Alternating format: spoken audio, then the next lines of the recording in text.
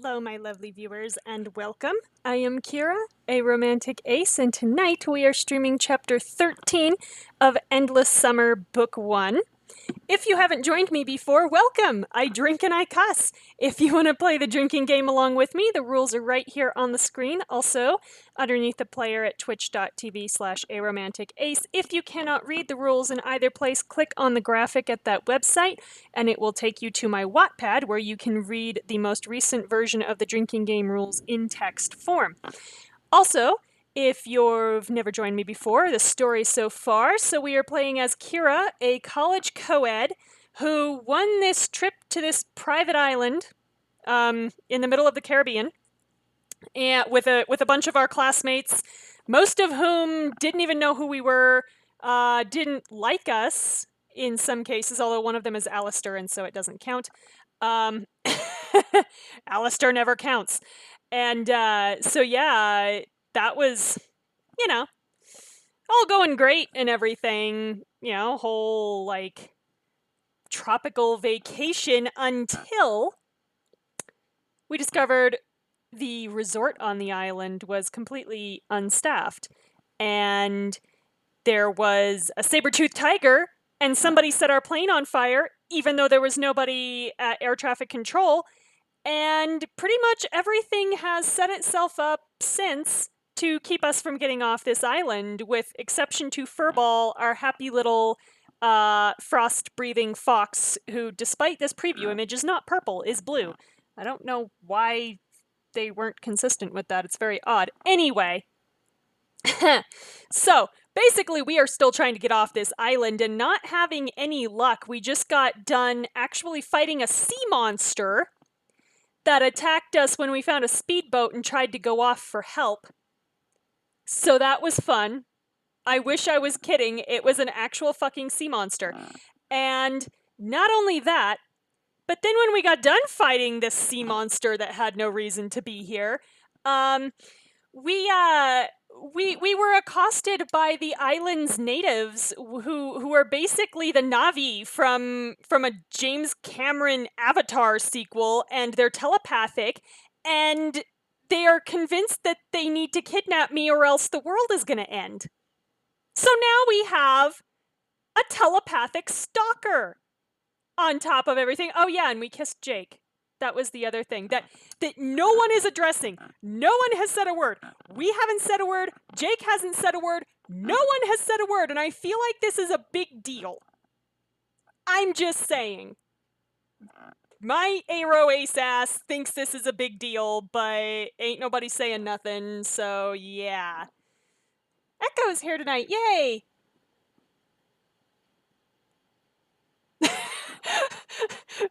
I watched a kid in my class rip off his jacket and his shirt with it while belting Greased Lightning in a play preview in front of the whole school. Oh my, yeah, that would probably traumatize me too. Nipples when I didn't necessarily volunteer to see nipples. I'm trying to think of why it would even be appropriate to rip off your shirt during that song. Are the Aloes okay? Because I've seen a lot of evidence lately that suggests to me that the Aloes are not okay. Yeah. Yeah, so, no, come back. With that, we are going to start. See, I'm so bad. I thought I was ready, and then my shit wasn't set up. I don't know what I'm doing. Told you I cuss. Anyway, with that, we're going to start chapter 13. So, the stinger for chapter 13 says, a mysterious telepathic civilization watches from the rainforest, and they only want one thing: you. What do they want us for and why, apart from the whole apocalypse thing? Let's find out! Get my shit ready. Ah! Okay. I'm a professional streamer, I promise. So this is Act 3, Chapter 13. One of us isn't supposed to be here. Ooh. Sounds like this is gonna get good. 20 stories up, you and your friends survey the island from the Celestial's rooftop garden. All is quiet. The flowers are glowing. That's a mountain from Kauai in the background, I'm pretty sure. Yeah, this is going great. Any sign of them? Beside you, Sean scans the horizon through binoculars, like a good boy. I think we're safe. For now. Kara heard what they said. They're coming for us. Then why are they leaving us alone now? The sun is going down. They could be waiting till dawn. I'm sorry, but who exactly were they? What were they? That is a very fair question, Michelle. The strange, muscular figures loom toward you out of your memory.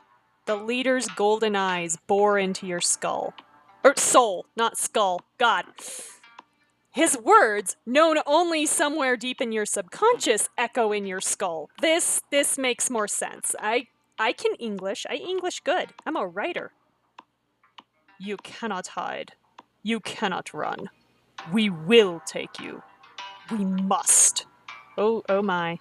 Oh my. Like how we didn't even get his name. They seemed pretty human to me. Except for the whole blue skin thing. And pretty stylish. What were they doing wearing masquerade masks? I don't know what kind of masquerades you go to, Diego, but those didn't look like masquerade masks to me. I'm just saying. I think we can say the island's inhabitants, the hotel guests, or aliens.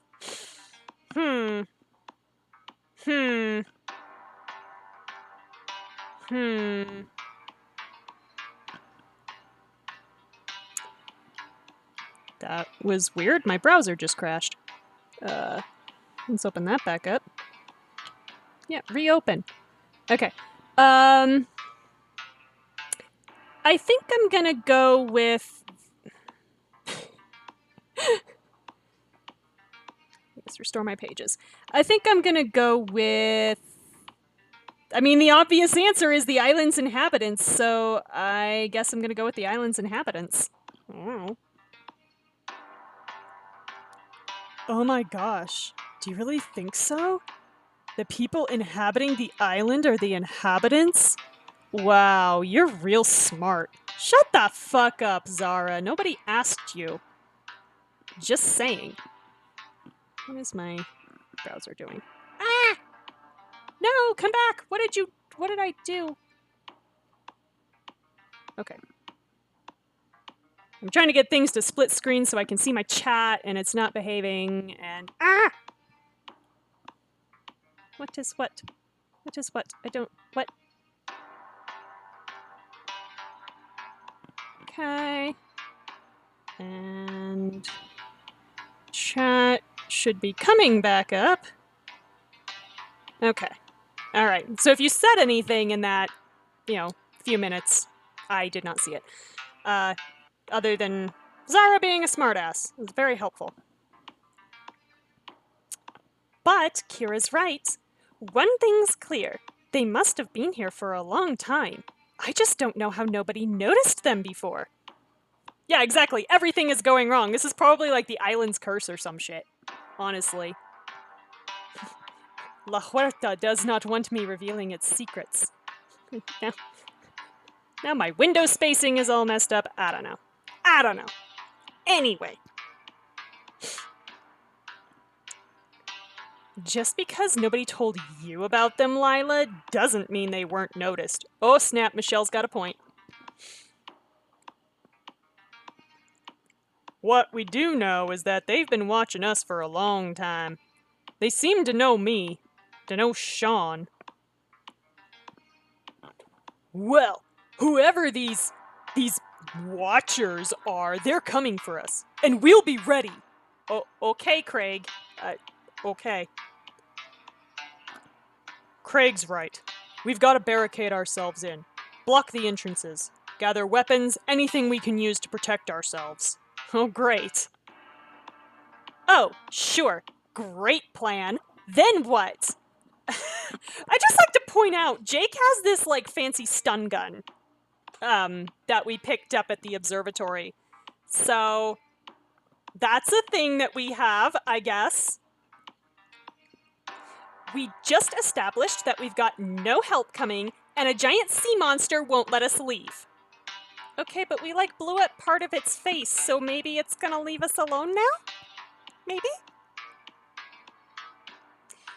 Current analysis does project a 0.4% chance of survival. Thanks, Iris. You're a very up being, aren't you? Very, very optimistic. We can't hold these watchers off forever, so what's the point? Everybody here is being genre savvy in the worst way, so take a drink, because I can't deal with this. Like, y'all, we're supposed to be an adventure movie, not a horror movie. We can say, have faith, we'll find a way, or, doesn't matter, I'm not giving up. These are not fundamentally different answers, so I actually don't understand why they exist. I also know that depending on which one you pick, you, like, gain and lose points with different characters, which, again, why? We're saying the same thing. I guess being more aggressive about it is more off-putting to other people, versus some people.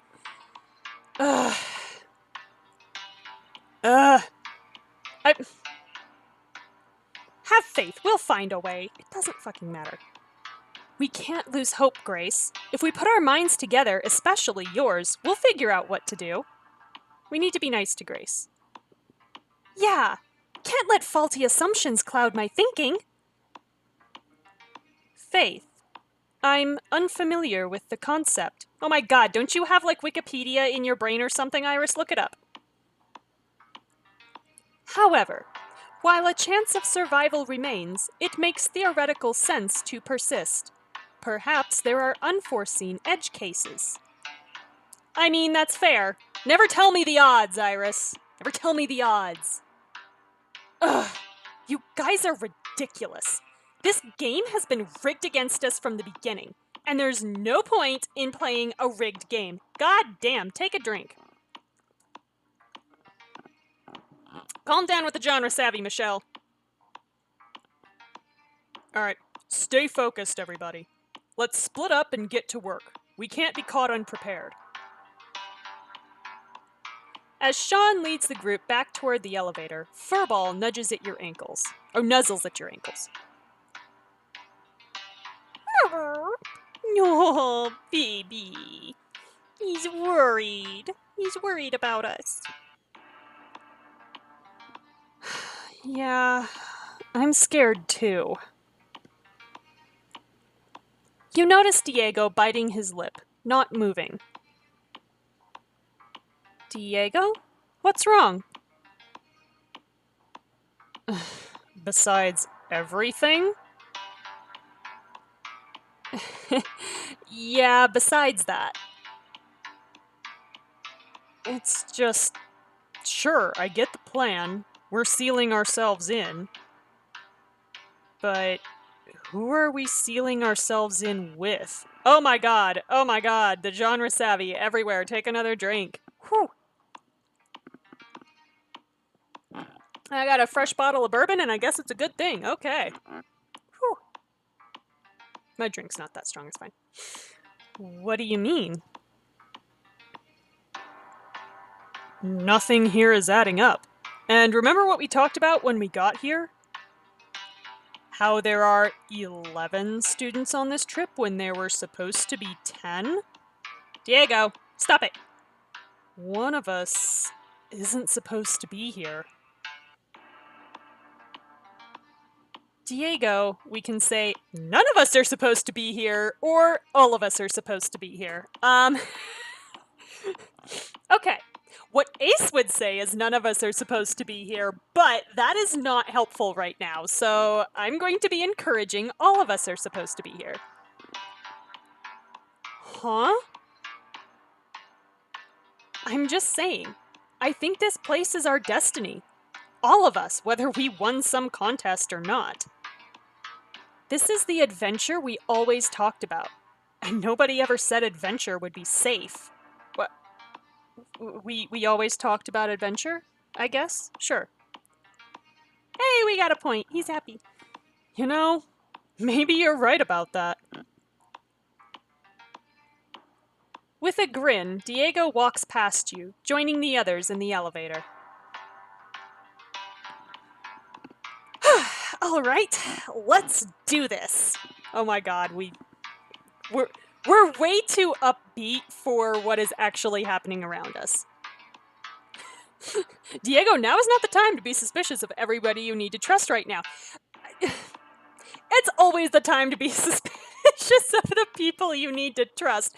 But, like, sometimes it's not productive. So, like, yeah. Like, how somebody else got on this island is kind of not the point. The point is why they wanted to be on the island, you know? So, you know, if they snuck onto this island to kill us all, then, you know, yeah, that's a thing that you should probably keep in mind. But if they snuck onto this island because they really, really wanted to go on a tropical vacation, not a big concern.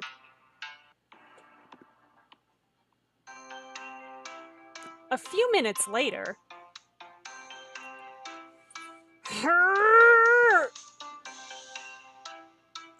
You strain as you and Diego lift a massive sofa in the lobby. Okay, let's go a little to the left. My left or your left?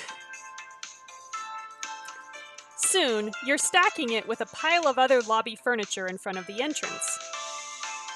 You take a moment to catch your breath and wipe sweat from your brow. Craig walks by with a massive table casually under one arm. Hey, you guys good? Shut up, Craig.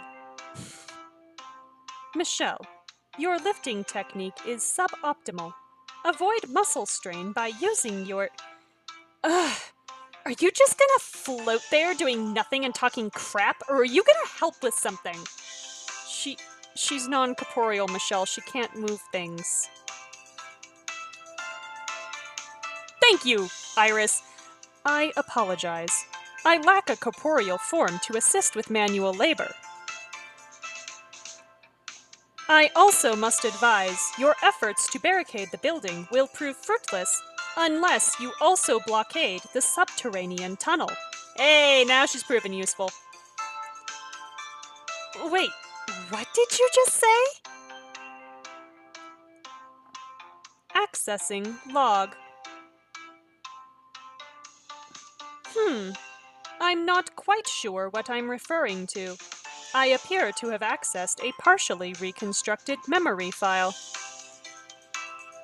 I recall that a hidden tunnel exists, leading into the main resort tower. Kira, if the Watchers find it, there'll be no stopping them. Iris, do you know where the entrance is? Scanning. No blueprints found. Cross-referencing. Matches 4 files containing term wine cellar. What? It's in the wine cellar? Where is that? Oh, I think I saw the stairs down to it in the restaurant. I'll head over there and see if I can find this secret tunnel. I feel like you shouldn't be going alone. Do you want to come with? I'm not sure I could find it on my own. Well, you're the one who knows where it is, so I feel like you are going to be the one finding it, but... You look back at the heavy lobby furniture and all the windows you have to block off. Wow! Wow, we are literally thinking about just using this to get out of work. We can go with her for 18 diamonds or keep moving furniture. I really feel like she shouldn't be alone. I'm gonna go with her. Great! Let's go! Plus we find a clue if we go with her. Quinn leads you toward Tortuga, the Celestial's famous restaurant. Which we've heard of? I don't know. You wind through the kitchen until... Oh, here it is! Together, you lift the trapdoor, revealing a spiral staircase leading down into darkness. Think it's safe down there? No. What do you say we find out? We are very cavalier. We've died like at least twice, maybe 3 times. We are very cavalier about this, honestly. Maybe 4 times. By all means, after you, Quinn with the genre savvy. Don't go first. Take a drink. Quinn takes your hand to stabilize herself, and you lead her down into the dark.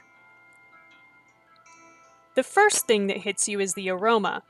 Cork, grapes, and the earthy smell of the wooden barrels mix and fill you with peace. Aw, this is like our happy spot? Okay. Wow. Your eyes adjust to the light of the dim lamps, revealing row after row of gleaming, dark wine bottles. Boy, does this set look familiar. This is an absurd collection, Kira. Look, they've got 1954, 1908, 1873. Wow, why are these highlighted like we're gonna need to know this? Oh boy. Okay. You pause by a small rinse basin.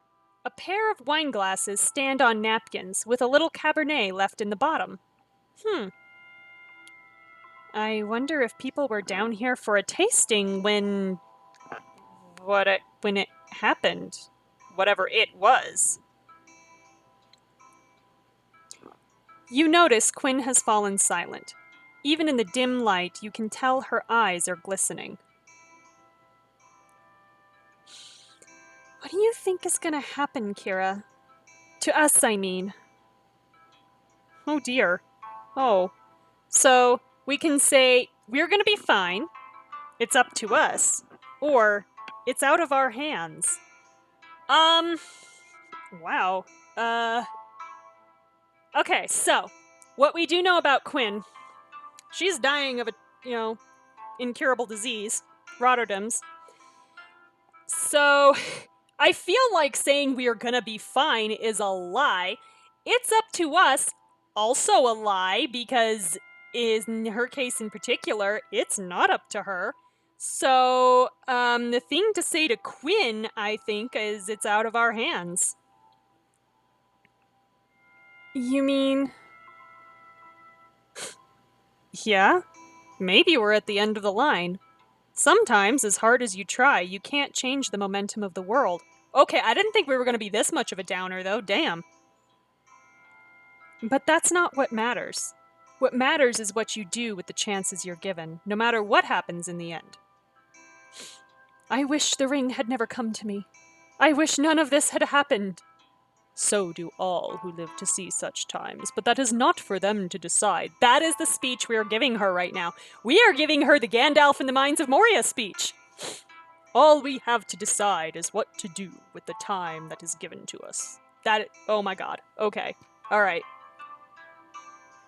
But it worked. We got 2 points. That's what I think too. Now, let's find that secret tunnel. We can't block it off if we don't know where the entrance is. Well, I mean, we could just barricade the entire wine cellar if we had to. And that would honestly be my last resort, Shit. We don't know where it is. Just fucking block off the wine cellar. We'll be good, guys. You wander together in the dark, staying close, surrounded by immeasurable craft and wealth, like a modern pharaoh's tomb. Quinn stops by a particular bottle and examines the label. Oh, wow! Domaine de Marceau, 1865. I've heard of this. It's supposed to be absolutely amazing. Is it now? You recognize the vintage? You must be quite the connoisseur. I like how we italicize that like it's an uncommon word. Well, not really. It's more that... No, it's silly. Oh, baby! She's, like, embarrassed about getting excited about her, like, hobbies, and that's awful, because that means somebody made fun of her for it at some point, and that makes me sad. Tell me. You're gonna laugh, but... See, I was right. Poor Quinn! You're gonna laugh, but I like wine because it makes me feel sophisticated. Like I lived a full life. Oh gee, wonder why she might want that feeling. When you can dive into all the minutiae of something like wine, it's because you don't really have anything serious to worry about. And somehow the thought of that is so peaceful to me. We can say, all anybody wants is to be at peace, or, but challenges are what make you strong. Oh my god, no! Challenges are what make you strong. No, because, like, that's like fucking inspiration porn lines is what that is. No, all anybody wants is to be at peace. Yeah, see, 2 points, thank you. Right? I know people like to say that the tough times are what strengthen character, but maybe I don't want to be strong anymore. I'm tired of being strong. Yeah, that is a whole damn mood, Quinn. Quinn glides gracefully up to a wall of rough stone, running her fingers along the crevices. This separation here, do you think this could be the door to the tunnel? Yeah, I don't know, maybe, let's find out. Where? Quinn takes your hand and gently places your fingers against the smooth groove. Make your own jokes. Here. She looks at you in the dark, your face is close. The light from behind her blooms in her hair, making it look ablaze. So we can smile or kiss her. Kissing is an option, so take a drink.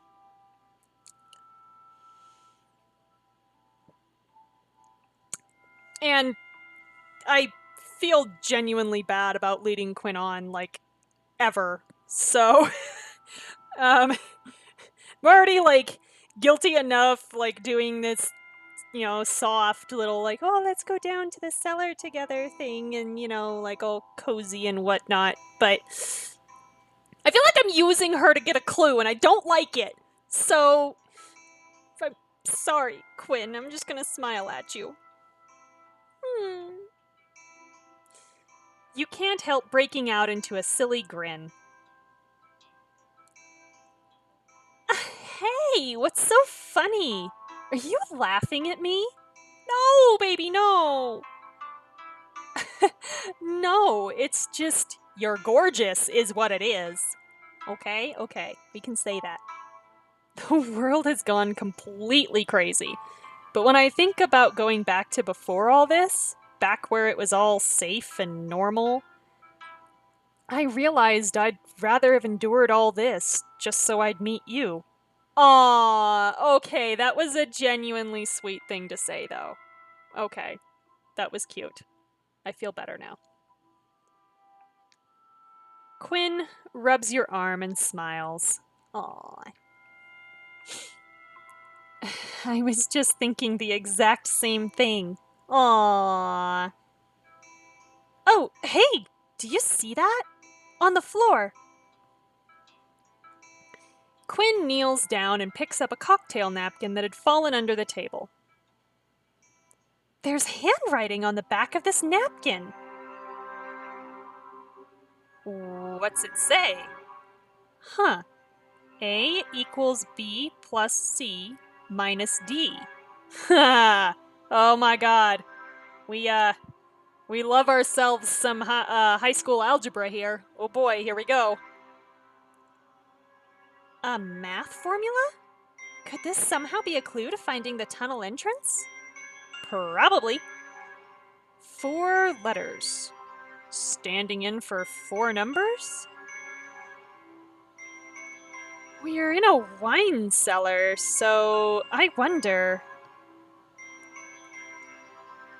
It must be so we can say PIN code, social security number, or year. We're in a wine cellar. It's not likely to be a PIN code or a social security number. It's likely to be a year. Look around. We're surrounded by strings of 4 numbers in a row. The vintage year on the wine bottles. You're right! So, we're looking for a year where the 4 numbers would work with the formula on that napkin. What was it again? A equals B plus C minus D. No, don't bring math into this! Poor Echo. Math is literally part of my job, so I'm over here like I already know the answer, even though I haven't played this chapter before. So, yeah. Because if you're talking about years that they're likely to have... Years that they're likely to have... I honestly think there's only one. There's definitely only one out of the ones that they pointed out to us. But I'm trying to think if it would be the only one. Because you've got A equals 1 no matter what. So B plus C minus D. Is there honestly anything else?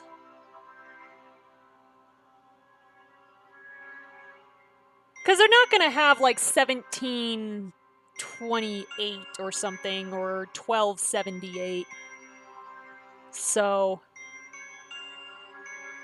And you're certainly... Yeah, I think there is only one that it'll work for. Anyway, you search through the wine bottles, hunting for a vintage that matches the clue. Literally part of my, like, early 20s was spent... That was about the time when all the like, math tricks were going around the internet, where you'd, like, pick any 3 random numbers between 1 and 10, and we'll always be able to guess what the answer is, and... So then my mother would send these to me going, oh my god, how did they do this? And I'd look at it, I'd be like, well, it's all the trick about 9s, because the cool thing about the 9 times tables, everything from like 1 to 10 times 9, is they reverse. So you go 0, 9, 1, 8, 2, 7, blah, blah, blah, and then as you go up the line, you hit like 7, 2, 8, 1, 9, 0. So it's a palindrome, is what it is. So, and the numbers all add up to 9. That was usually the trick. So, yeah, like, most of the math tricks I debunked were just playing on the fact that the 9 digits all add up to 9. So, literally have done too many of these. It's really hard to trick me with the basic ones. Quinn, I think I found it! The year that matches A equals B plus C minus D is... We can have the options of 1873, 1908, or 1954. Well, if you literally just do the math on these, you'll see that the only one that this works for is 1908. 1908. 1 equals 9 plus 0 minus 8. It works! You try to pick up the 1908 bottle, only to realize it's fake.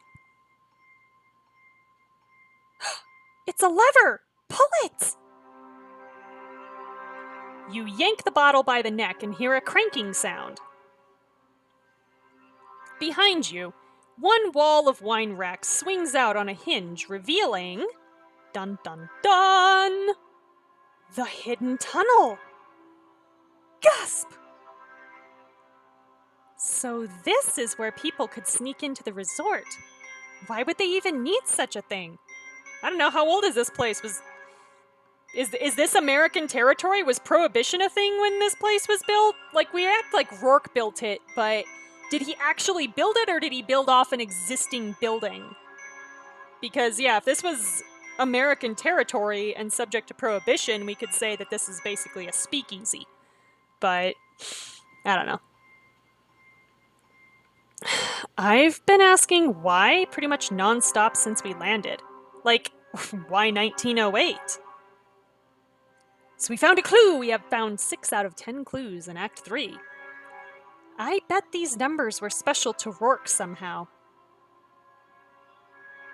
We should close this up and make sure nobody can get in through here. Soon, you and Quinn have closed the tunnel entrance and barricaded it with wine barrels. You test the secret lever, but the entrance stays closed. Excellent. Ha! Mission accomplished. Try getting through that. Please don't say that, Kira. Yeah, exactly. There's a Nancy Drew game where they talk about like Shanghaiing sailors, and yeah, there's just like this whole rant that you can't skip, as Risa's pointing out.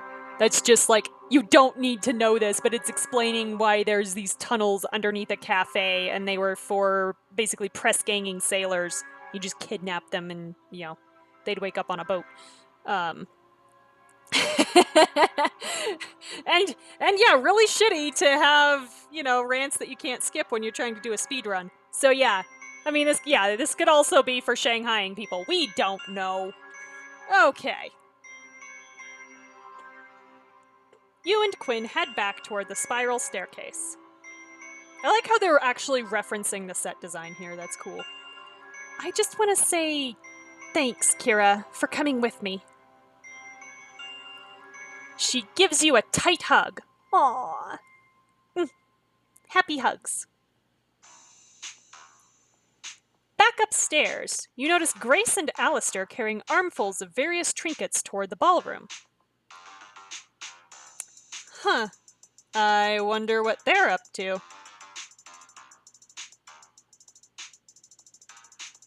You follow them, and find Michelle, Raj, and Lila waiting next to a table piled high with all manner of materials.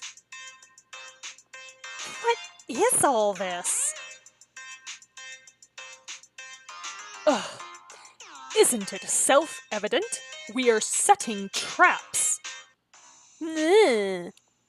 Alistair. Yeah, like Home Alone.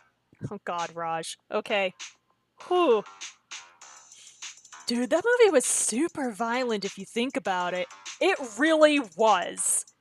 Like, burning people in the hand, making them walk across broken glass, hitting them in the face with a clothes iron. That was actually a terrible movie, and I'm not even counting the whole thing with that, like, super violent movie that he watched that he used to, like, get away with not paying for the pizza. Like, that's a terrible, terrible movie for children. Terrible. I've already scattered broken glass along a number of hallways. We'll hear the crunch if any intruders sneak in. Are you sure? Because unless we're sitting, like, at the end of that hallway, we probably won't hear it. We may, in fact, hear the screaming. Are there Legos anywhere in here? Because I'm just saying, Legos.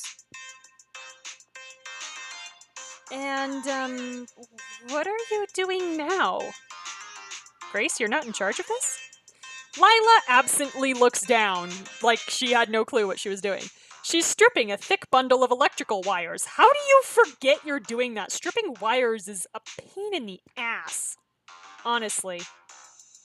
Oh, this? I ripped them out of the wall. We can flood the entrance with a very thin layer of water and leave the exposed wiring in the puddle. Oh my god. Oh my god, this is getting dark quick. She's like going for the kill. That way, we just have to flip on the switch and instantly electrocute any intruders. Easy peasy. Oh my god! Seriously, we were just gonna be happy with, like, chasing them off. Lila is plotting murder over here. Oh my god. This... Also, like, this really wouldn't work. You would trip the breaker first.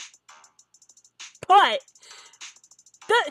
on top of all this, if this does work, because we're on an island with saber-toothed tigers, let's suspend all reality and say this does work. That is a terrible way to die. Like, The thing about electrocution is it's like burning. You're not only going to die, but it's going to hurt the entire time you're dying. But yeah, you're going to blow the breaker first, is what you're going to do. Hopefully, those are on a dedicated circuit that's not going to kill all the power through the entire complex.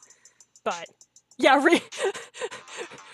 Risa's absolutely going for the rails here in the chat because yeah, you're just going to do a bunch of damage to your electrical systems. Although I suppose if you're really desperate, you know, desperate people do desperate things.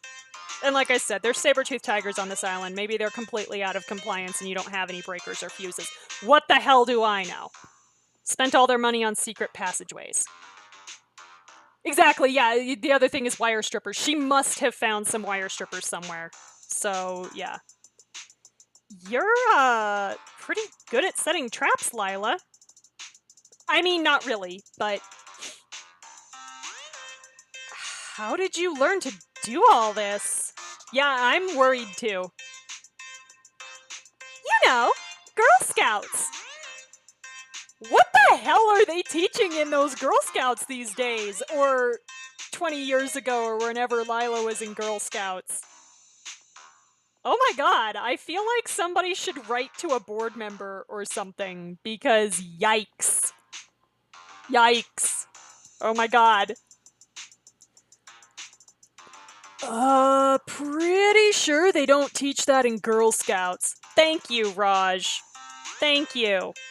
Thank you for the tiny bit of genre savvy there. Take a drink.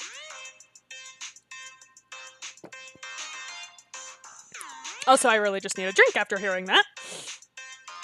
In any case, we have some more materials to use. The question is, what do we do with them? For instance, this can of oil-based paint. Very slick. Okay. Don't know why you have oil-based paint here, but sure. And I shouldn't have to say this, but given present company, I feel I must. Please don't get it in your eyes. In fact, I suggest we... Are we gonna have Alistair insisting on safety goggles now? Dump it on a staircase so the watchers can't slip down and can't follow us up. Huh, sweet. Oh my god, Raj, I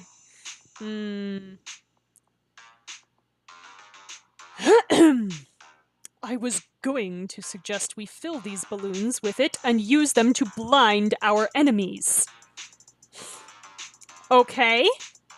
I really don't feel like either of these are a good use of oil-based paint, although I'm really not sure what I would do with it, but I'm thinking it's not either of these two.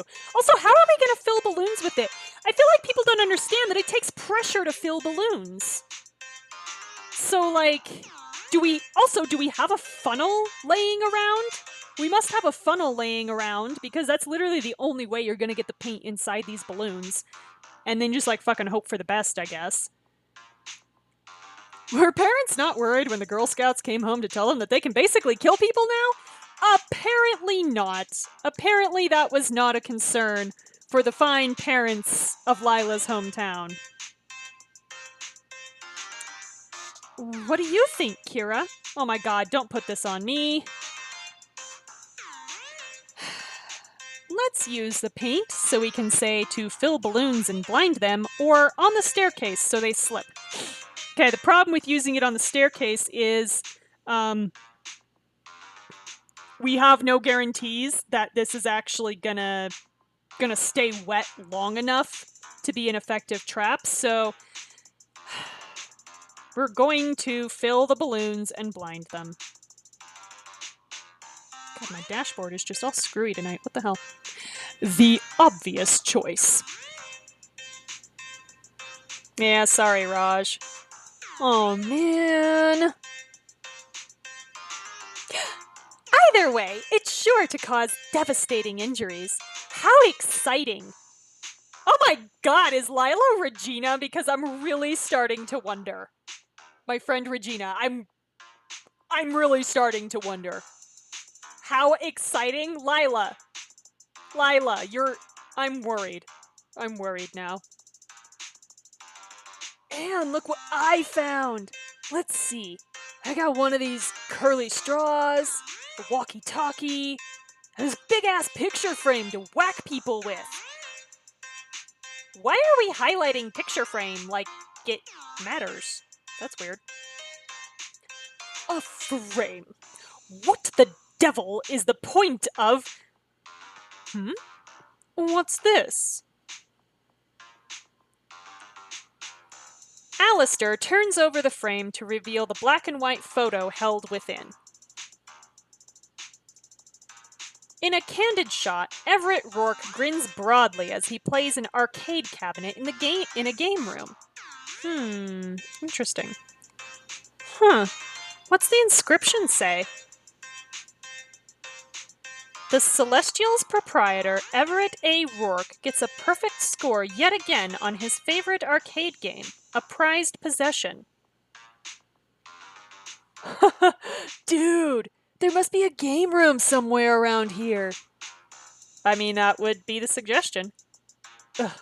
Needless to say, this junk will prove utterly worthless.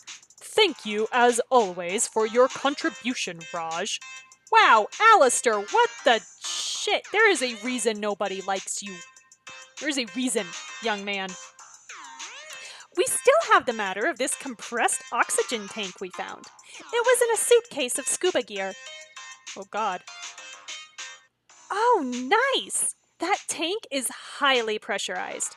If we knock off the nozzle cap, we could launch it like a missile. That'd do some damage. Okay. Well, my idea isn't exactly a trap, but if we store the tank underwater, say behind the waterfall of the pool, we could hide down there in case we're being chased without having to come up for air. Let's use the oxygen tank, we can say, as a missile or to hide underwater. The thing about hiding underwater is they're just gonna keep searching until they find us if we hide. So I'm not really on board with the hiding plan, personally. Oh my god, I'm like tangled and stuff. Sorry, Grace, but at this point I'm looking for weaponry, so... By the way, using compressed gas cylinders as missiles is incredibly dangerous. This shit will go through concrete walls, cinder block walls. Just, like, they are legitimately dangerous. Scuba tank, is not tons of gas. It's not like, the helium cylinders that you see at the grocery store where they fill the balloons. But it's still pretty hefty. It will make a very good missile. Duh. Thanks for the thumbs up, but I don't really need your approval, okay? Okay, Michelle, whatever. Oh, okay. I just thought maybe we could think a little more defensively. Well, and defense is good. We have some defense, and we need some offense. Hooray! Good thinking, team. We are capable of all sorts of destruction when we work together. Oh my god, what is happening? Why has our tour guide become so, gun happy? This is scary. I want a refund. Let's finish setting up these traps now. Okay, so we did the, what? We did the balloons. I'm gonna write this shit down. Because you have to remember, which ones you did. So we did the balloons, we did... Is it the only two? Is it the only two? The balloons and the missile? I think it is. And the missile. I hope I'm not forgetting one. I don't think I am. Okay.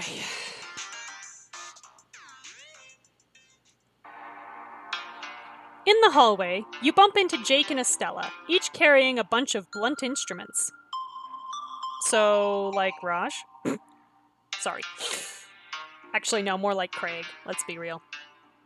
And what are you guys up to?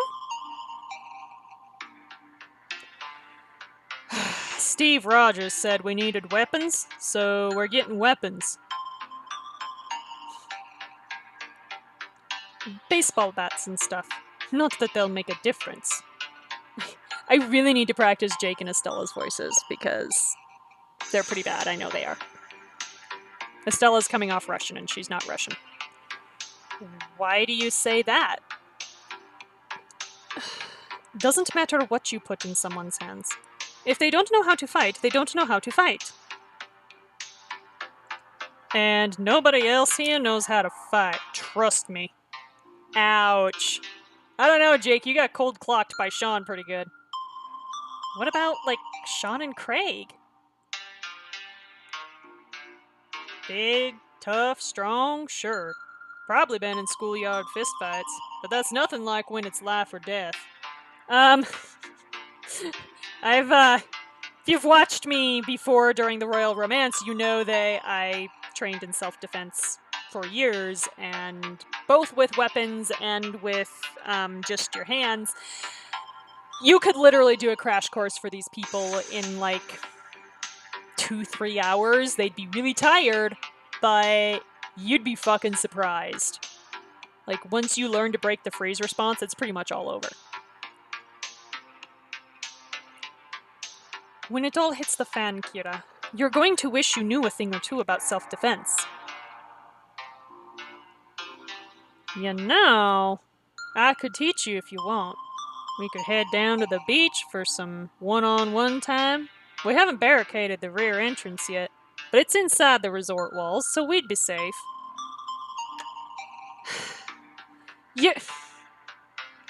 You're gonna pull the whole, like, ooh, one-on-one time thing, and you're not gonna address the fact that I kissed you. Obviously, I was very forgettable. Salty about it. Oh, well. That's if you think you could handle things getting a little rough. Hey. Save that shit for book 2, Jake. Save it for book 2. Or you could go there with me, someone you could actually learn something from. Ouch! Shots fired. I love it. Please, continue. We can say, then why don't you both teach me for 18 diamonds, or I'm sure I'll be okay without it, right? So they let both Jake and Sean spread lotion on me earlier in the last episode. So I feel like this is gonna get good. Then why don't you both teach me? This is gonna be great. Huh. Works for me. Come on down to the beach. There, it won't hurt so much when you get knocked on your ass. It hurts no matter where you are when you get knocked on your ass. It just hurts. Even on mats, it still hurts. Just not as much. Soon, you're standing in ankle-deep water in the high tide, facing off against Jake. Oh god, I have to deal with, like, the waves crashing against me, too. This is great. Alright, widen your stance a little now. Like this? Oh, by the way, he's found a reason to take his shirt off, so take a drink.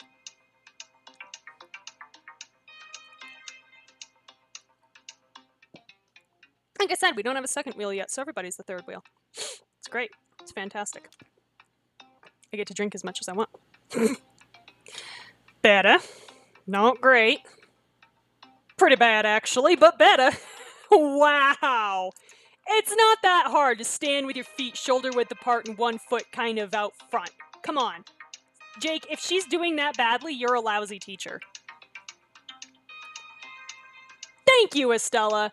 Not much of a teacher, are you, Pilot? Is that so? All right, oh Captain, my Captain, why don't you show us your tricks? Wow. Wow. Jake getting salty. Estella peels off her clothes, neatly folding and stacking them atop a rock on the beach. She joins you in the water.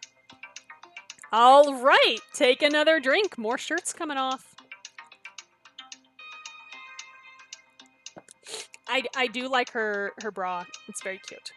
I like it. I don't know if it's supposed to be her bra or her bikini. I don't think it really matters in this game. But it's very cute. Very cute. Very it suits her very well. Ever been in a fight before, Kira? So we can say too many. With me, things come to blows quickly. Wow. No way. I avoid it like the plague. Or, I've never needed fists to get what I want. Honestly, as many times as we've been other characters' therapists, just in the past 13 chapters alone, I'm gonna say I've never needed fists to get what I want. Oh yeah?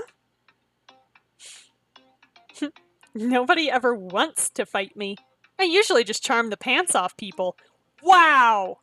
The pants! Everybody's taking their shirt off. It sounds like Estella's probably taking her pants off and she's in her underwear or her, like, full bikini. The pants. Are the aloes okay? Literally? Thank you, Estella. Thank you. Thank you. Genre savvy, take a drink.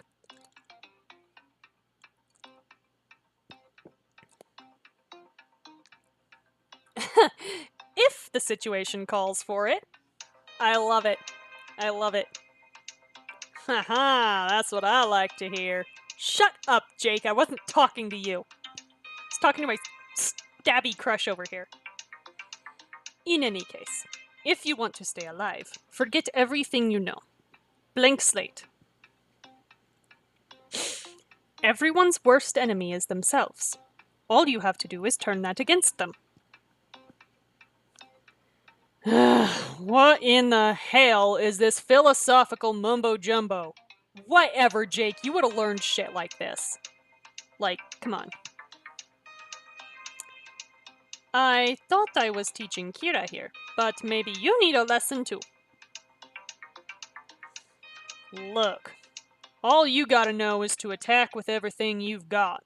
There's like a couple things you need to know, but then after that, it really depends on your scenario. To be perfectly honest, it really depends on your scenario. If your scenario is the guy's running at you and you have no time, yeah, just fucking fight.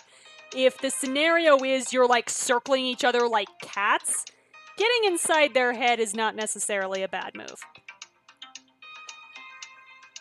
Be relentless. Keep them on the defensive. Don't let them collect themselves.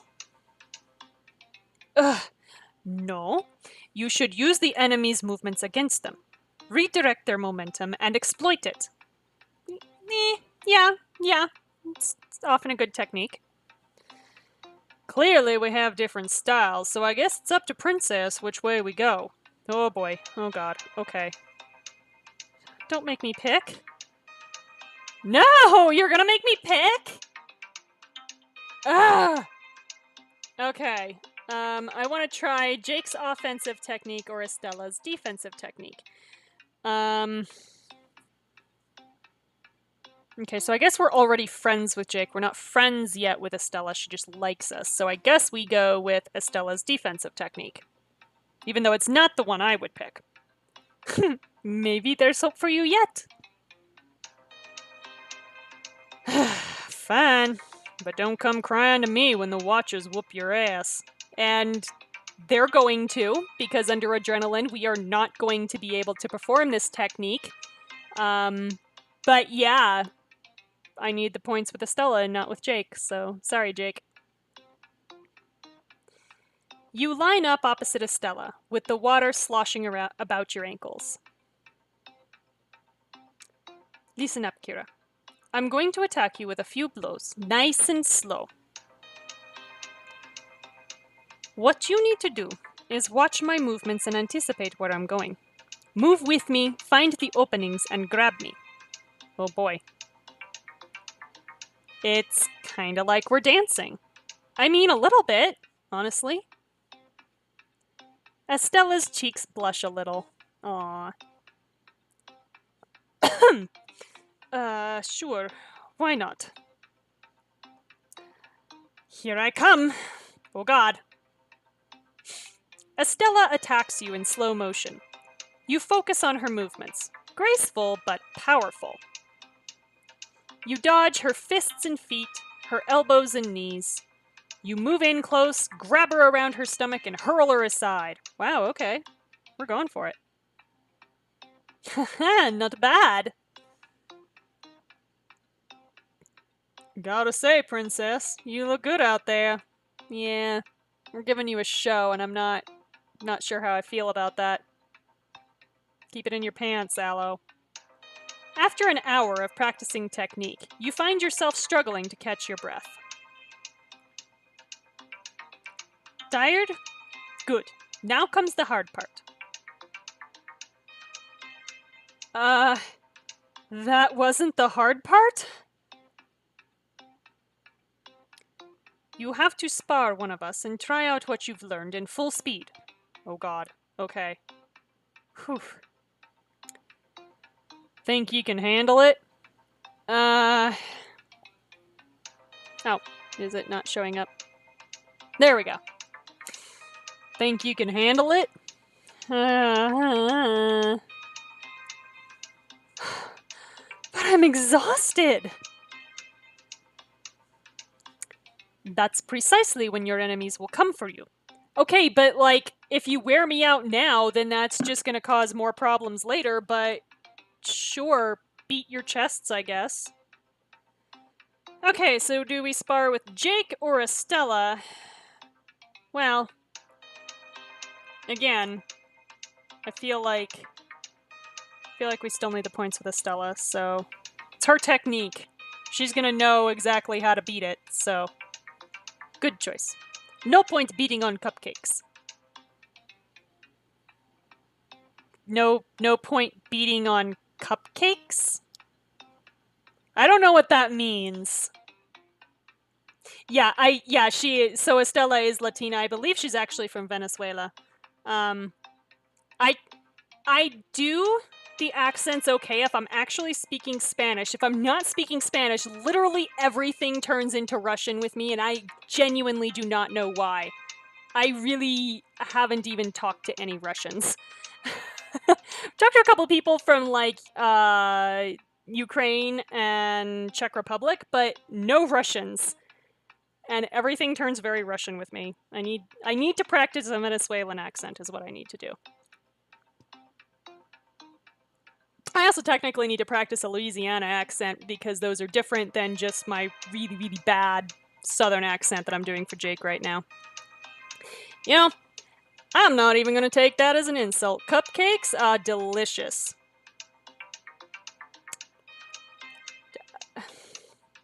Jake? Honey. You're too salty to be a cupcake. Okay. Ready when you are, Kira. Using identical techniques, you and Estella spar cautiously, juking each other, waiting for the slightest mistake. Oh god, okay. There's gonna be timed choices, aren't there? Are we gonna dance here all night, Kira? Or are we gonna spar? I'm not letting you rush me. You taught me better than that. Estella jabs with her left arm, just a little, but it's enough. You spot the slightest opening in her defense. Shit. I think I hit. Your punch swoops under Estella's arm and jabs into her abs. Surprised, Estella topples back, splashing down into the water. Yes! We're friends with her now! Ha ha ha! I can't believe it, you actually got me! You pounce on her, pinning her against the soft sand. Oh my god, we're just giving Jake fantasy fuel at this point, y'all. I'm not okay with it. Impressed? As a matter of fact, yeah, I am.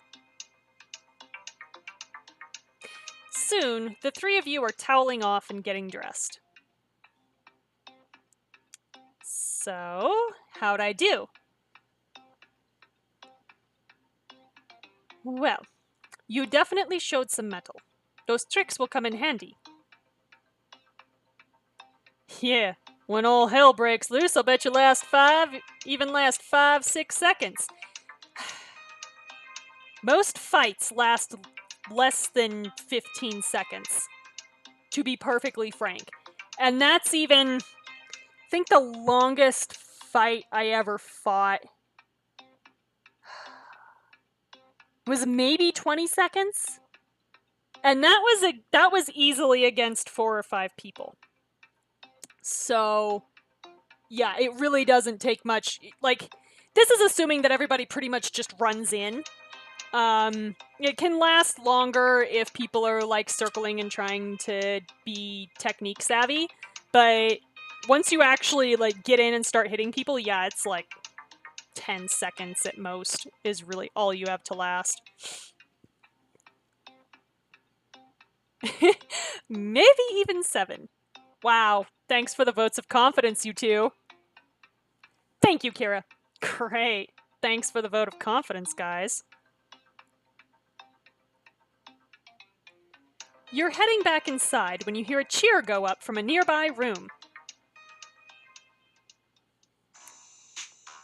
You peek past a door and find a room filled with card tables, dartboards, and arcade cabinets.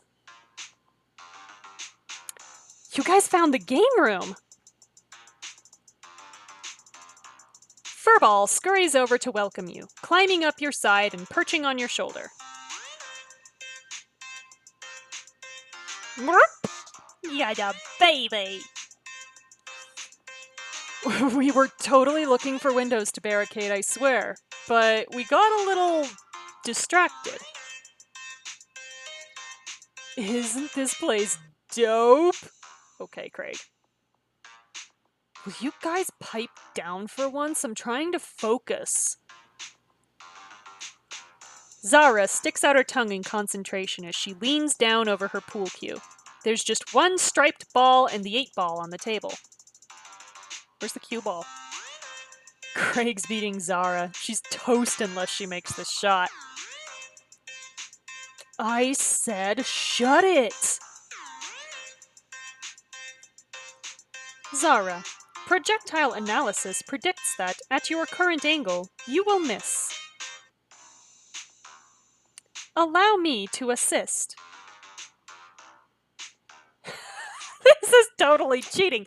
Iris projects a holographic display onto the pool table, highlighting the exact direction Zara should hit the cue ball.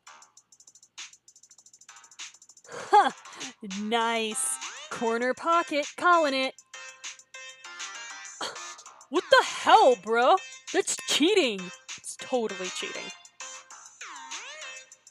Zara adjusts her aim and strikes the cue ball. It ricochets around the table, knocking in both her last striped ball and the 8-ball. Oh, wow. Oh, I thought we were just going for the striped ball, but no, we were going for the 1, too. Okay.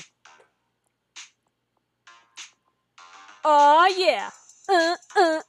How's defeat taste, Craig? Salty like your tears. Wow. Wow. Furball hops down off your shoulder and bounces around, mimicking Zara's dancing. Aw, he's gonna celebrate. Hey, looks like Furball has some moves too. Adorable. Thank you, Diego. Yeah, I see, so cute. Every time there's a pet on screen, this is what I do. Smiling, you look past Zara, and your gaze falls on a game cabinet nestled against the wall. Hey, I recognize this. Raj found a picture of Rook playing this game. You think back to the inscription on the photo. The Celestial's proprietor, Everett A. Rourke, gets a perfect score yet again on his favorite arcade game, a prized possession.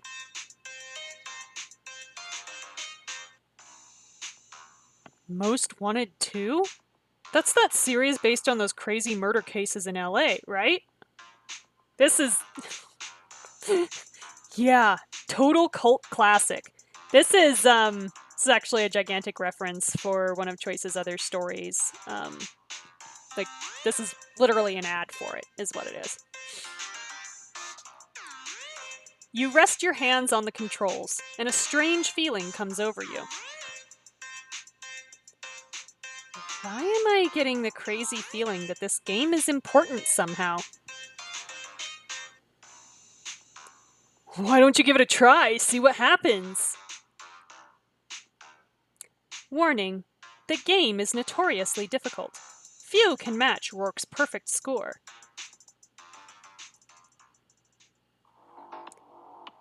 So, the menu says Most Wanted 2 by Rourke Interactive. High score 1 million. We can press start or enter the cheat code. So I know the cheat code. We actually know the cheat code properly in the game. It's the numbers clue that we found in the cellar, 1908. Now the funny thing is, my first playthrough, I looked up the cheat code and I entered it, but I, of course, did not go to the cellar with Quinn the first time. If you do that, you anger Acid Crab again, basically. You get another warning about breaking the rules of the fourth dimension. And forget if you actually die again, or if you just, like, get a bad headache. I forget. But, yeah, this hopefully isn't going to happen this time because we actually have the clue. So let's enter the cheat code of... Come on. No. 1908.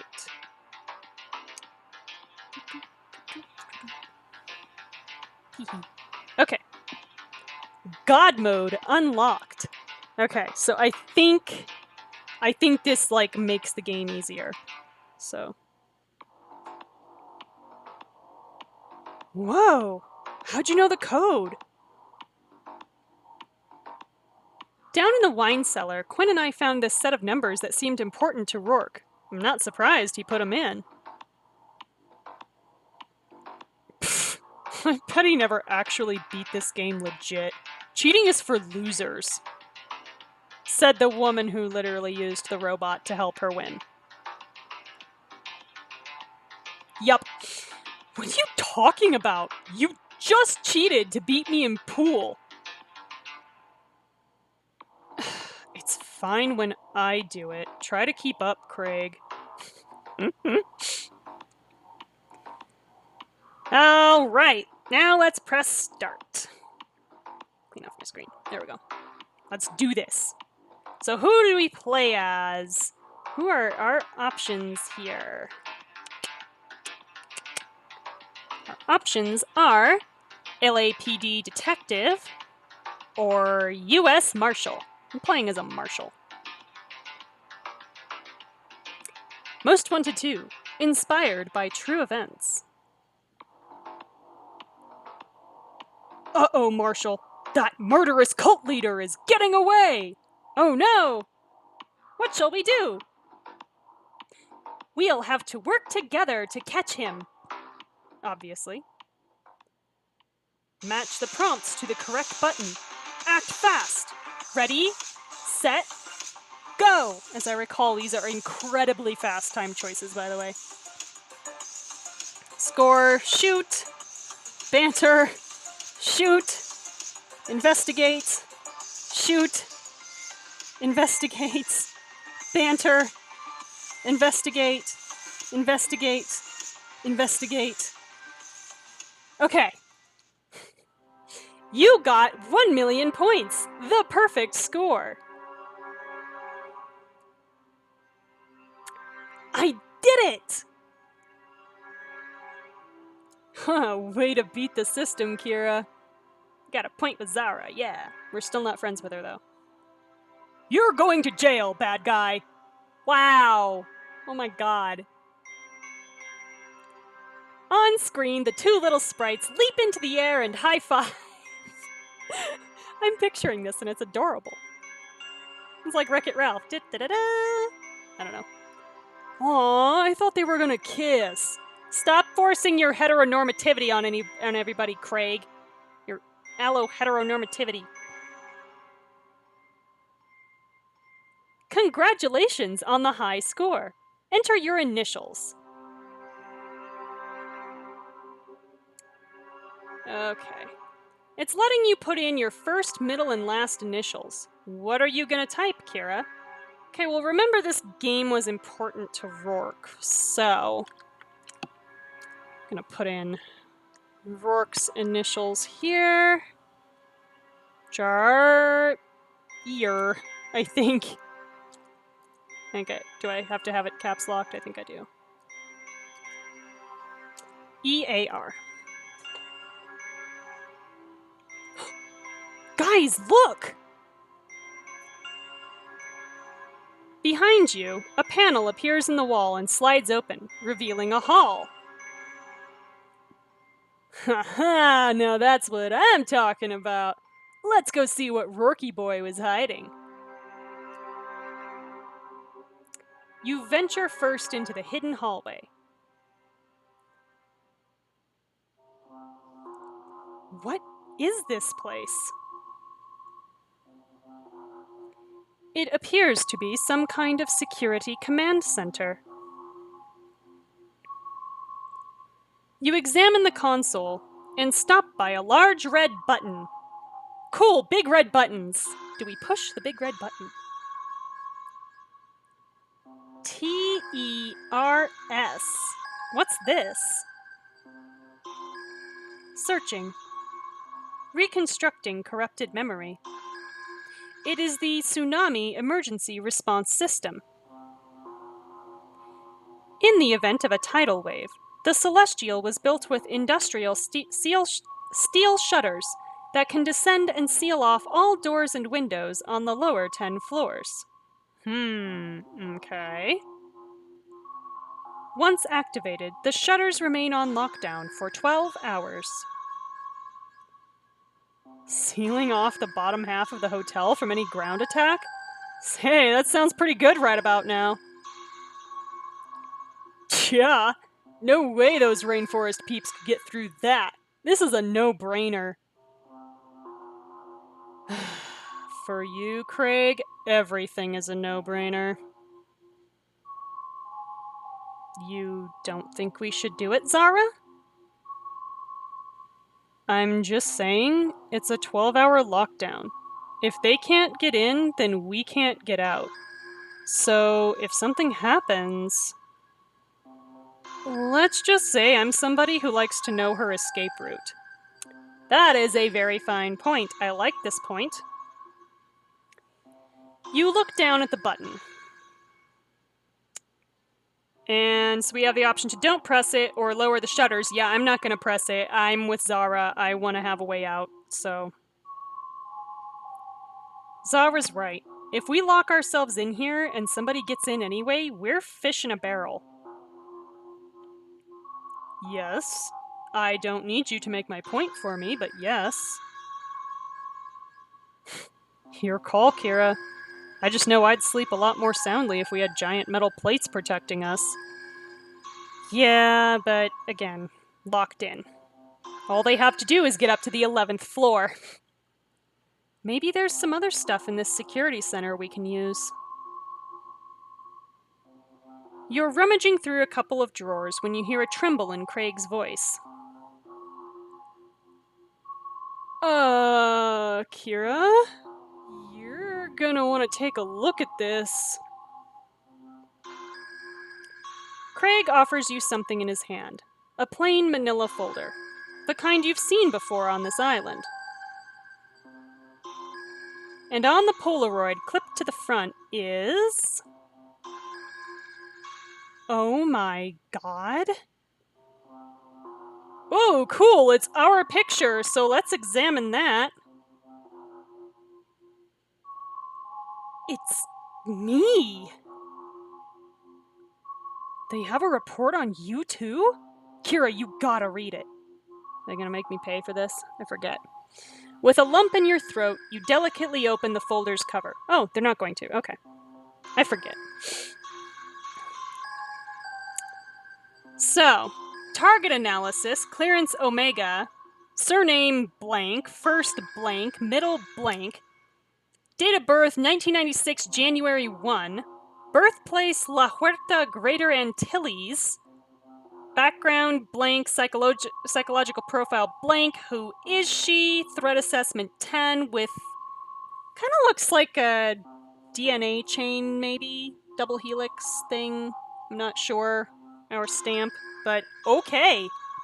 Interesting. I was not born on La Huerta, I'm pretty sure. What's this supposed to mean? How can they know our name and not our birth date? That is really... not our name, but yet they know our birth date. That's really strange. Also, 96. Shit, when was Jake born? Before 96, I know that. I'm gonna say he was born in like 90 or something, because I think he's still younger than me. I forget. And why does it say you were born on La Huerta? I wasn't born here! Really? Where were we born, Kira? Just then, a second sheet falls out of the folder, dropping onto the floor. You kneel to pick it up. This one is on much newer paper, as if it were just printed, and instantly you recognize the face in the photo on it. Alistair! Okay. So this is IRIS System-Wide Alert. Timestamp 0730 hours. Update. Asset codenamed Serpens, born 19 August 1995, Cambridge, England. Okay, so my bastardized British accent hasn't been completely off base. Has somehow gained access to the plane. He is on his way to La Huerta. The guide responsible will be fired. Okay, so I guess Alistair's the one who's not supposed to be there? Analysis. Situation appears problematic, but the statistics predict that this may turn out to be a good development, so long as the, quote, selected never learns his identity. Everett must be contacted immediately upon plane's arrival. Threat assessment 8, with a stamp that looks like fangs, but it's in blue, and everybody else's has been in red. That's interesting. Interesting. Also, why is he codenamed Serpens? That's weird. Is this for real? Excuse me. Dude, this lists Alistair as a Rourke International asset. So we found 7 out of 10 clues in Act 3 with the dossiers. What the hell, Iris? Why didn't you say something? This report has your name on it. It certainly does. But I can assure you, I have no recollection of this data. My system restore point is from far earlier. You know what this means, right? Yeah, we're not alone on the island. Oh, that was not what I thought. Okay. Alistair is the 11th winner, the one who shouldn't be here. He's been in contact with Everett Rourke? Kira, he's been in on it from the beginning. That's sure what it looks like. I think it's time we had a little chat with our classmate.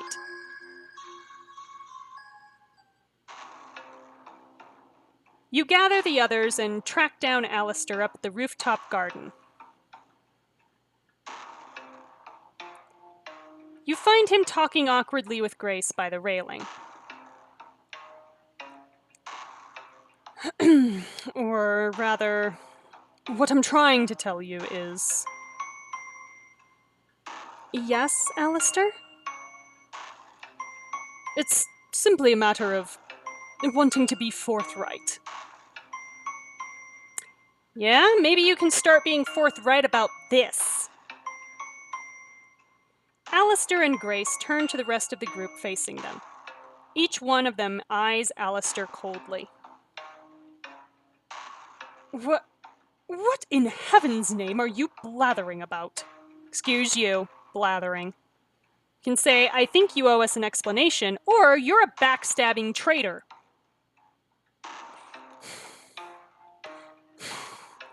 I don't feel like we actually have enough information to call him a backstabbing traitor. However, I feel like everybody else feels like he's a backstabbing traitor, so do I side with my group? Or do I side with Alistair?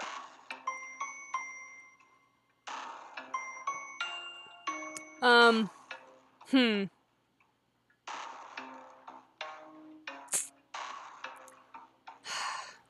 I think I'm gonna go with the diplomatic answer here. I think you owe us an explanation. We're your friends, Alistair. You owe us at least that much. What the hell, Kira?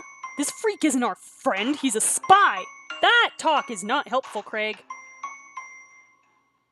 Yeah, why are you taking it so easy on him?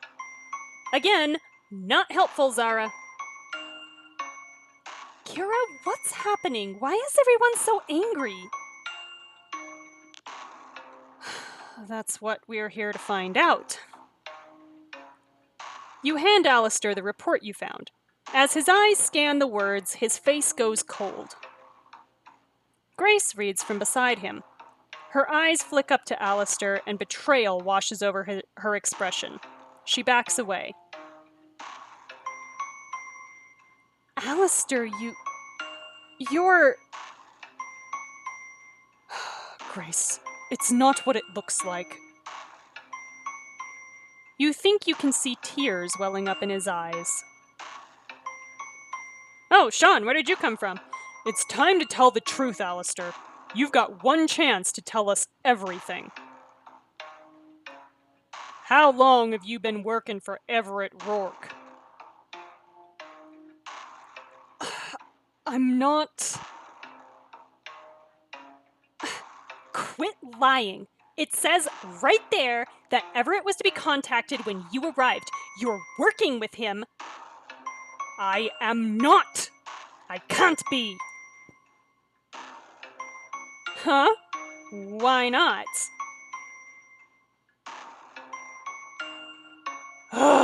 Because I am Everett Rourke. I'm sorry, you're who? You are not evil Tony Stark. You don't even look like evil Tony Stark. What the hell? In an instant, everyone falls silent. Alistair's eyes fall to his shoes. He speaks through a grimace. Not the Everett Rourke. My name is Everett Alistair Rourke the Second. You're Junior! You're Chip. The man who built this place, the man who brought all of you here, is my father. Dun, dun, dun! So we found both clues in Chapter 13, so Chapter 13 is complete. It is Friday night, and as I said on Monday, I'm going to be gone all of next week, so I guess I will take a short break, let it run its ad, etc., and we will continue with Chapter 14 right after this, so stay tuned.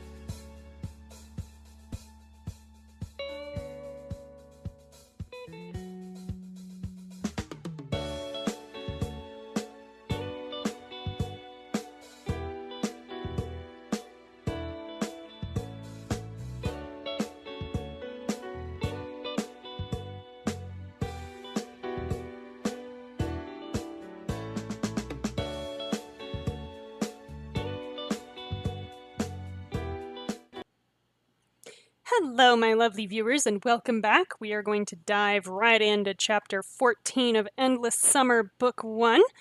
So the stinger is, as the Watchers draw near, you and your friends hunker down for the night, with one last chance to tell each other how you feel. Oh, God. Oh, no, okay, all right. So, what the hell is that going to entail? Let's find out! Wow. It's what, 16 chapters in this book? I didn't even look. I think so. So this is Act 3, Chapter 14, Last Night on Earth. Back to the scary music. You and your friends have gathered on the rooftop garden of the Celestial to confront Alistair on his deception. And he's just revealed a shocking secret. My name is Everett Alistair Rourke II. The man who built this place, the man who brought all of you here, is my father. A stunned silence falls over the group until... What? That feels like a little too much enthusiasm for the moment there, Raj, so take a drink.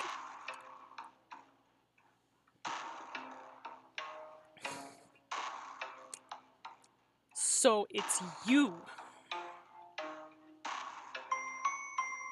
Did not see that coming. Craig, you wouldn't see a freight chain. I kinda did. Shut up, Zara. No, you didn't. You've been lying to us? Okay, that part I'm not surprised about. Grace, I'm sorry. I never meant to hurt you. Yeah, well, intent doesn't matter, Alistair. Impact does. He reaches for Grace, but she pulls away. So, wait. You're the boss man's son, and that's supposed to make us trust you? Yeah, tell each other how to feel each other up. Yeah, kinda. What's the deal? Did he plant you here to spy on us? Is he listening in right now? No! For God's sake, I'm not a spy! I don't know. I think he sounds sincere. That's what spies do. That's like literally their basic job. Okay, but Alistair is like 20, so yeah. So we can say I believe him or I don't believe him. Unfortunately, I still need Alistair to at least not dislike me. So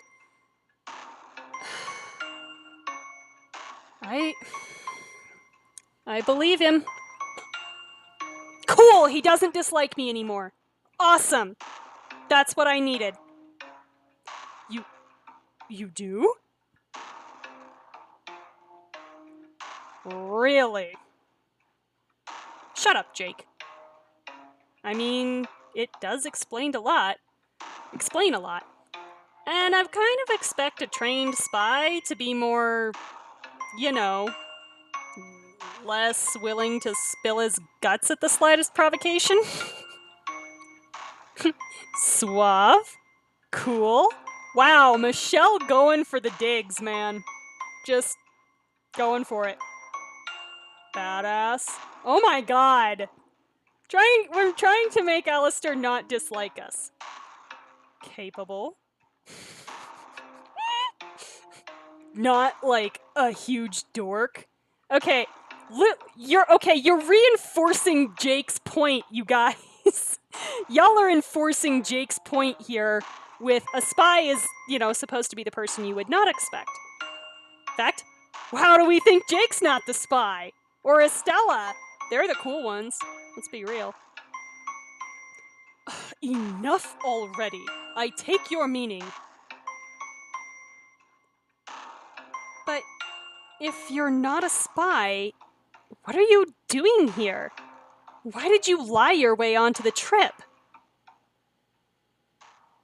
Alistair lets out a long sigh and turns to the railing, gazing out over the island. This is the moment to be contemplative, apparently. My whole life, All I ever wanted was his approval, his respect, for him to look at me with pride, to embrace me as his heir. He was always gone on one business trip or another, always occupied with his resort or his research projects. My 10th birthday, he was in Kyoto unveiling his new fusion-powered bullet train. My high school graduation, he was in Moscow, negotiating a trans-European trade agreement. Wow, what a fucking jerk. And still, I thought I could impress him. If I just achieved enough, if I followed in his footsteps, he'd finally recognize me for what I'm worth. Wow. Okay, that's pretty sad, not gonna lie. Alistair... He promised me that we'd spend time together this summer, that he'd show me the intricacies of his business, that he'd consider bringing me in. He cancelled, of course, as he is wont to do, but that wasn't the worst part. No. The worst part was when I discovered that 10 students from my very college would be randomly selected to take a trip to his prized island while he was there. Wow. Rourke was here? I sent him a furious letter, and lo and behold, I got an email inviting me to come along after all. Perhaps he meant to make amends. Well, I wasn't planning to make amends. I planned to confront my father, to tell him how I truly felt, to sever myself from this blasted family once and for all. Wow, okay. Alistair was gonna, salt the earth, I guess. I planned all that, but then we hit that storm, and now I realize how foolish I was. My father is gone, for all I know deceased. And I'm stranded here, where I'll probably die too, and he'll never even know my true feelings. Okay. I don't know how you want me to feel about that, Alistair. Alistair. That's so, we can say sad or pathetic. Wow. Wow, I feel like that right there is a little judgy. Take a drink.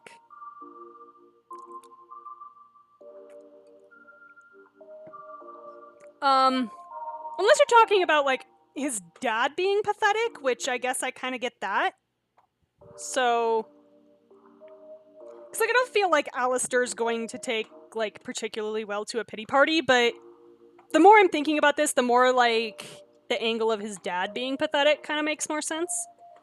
So, yeah, I'm gonna go with pathetic. Kira? What? Sorry, Quinn. Sorry. Okay, cool. Points with Alistair. That's what I needed. I'm sorry, Quinn. I'll make it up to you in the wine cellar.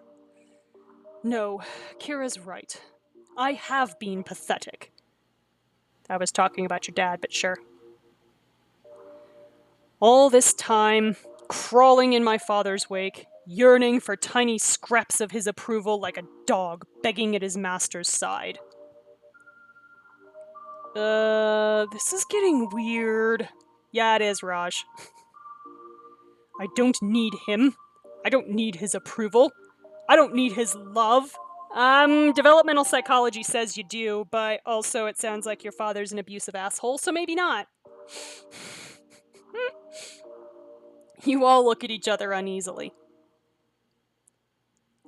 Alistair, I understand why you got yourself onto the trip.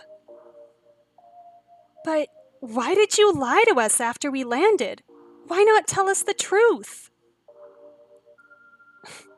I didn't trust you. I thought if you knew who I was, you'd want to blame me. Or use my connections. Wow, Alistair, not everyone is a backstabbing bitch like you. I'm just saying. Then, when the situation became clear, it was too late. I'd already lied. And I thought if you found out the truth, you'd assume I was involved. Gee, I wonder why. I wanted to tell you, I did. But not to interrupt the therapy session, but is anyone else seeing that?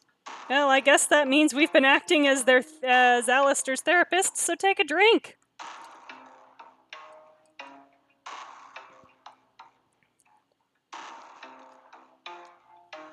She points out over the railing.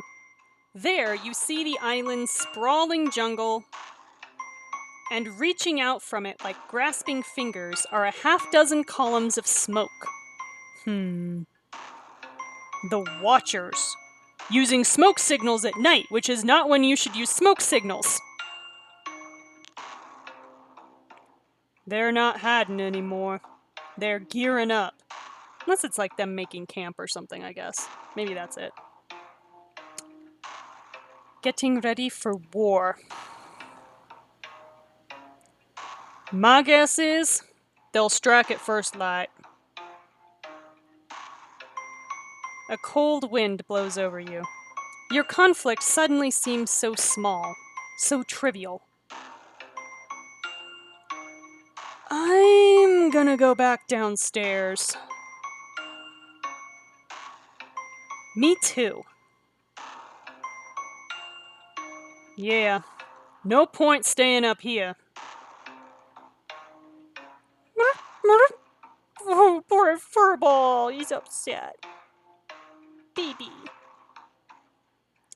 One by one, you all head back downstairs, leaving Alistair alone on the rooftop, gazing out into the night. All angsty-like. You wander down into the restaurant where your friends have split off into various smaller groups. I guess we just pause. Ellipses. There's a tense energy in the air, a palpable dread.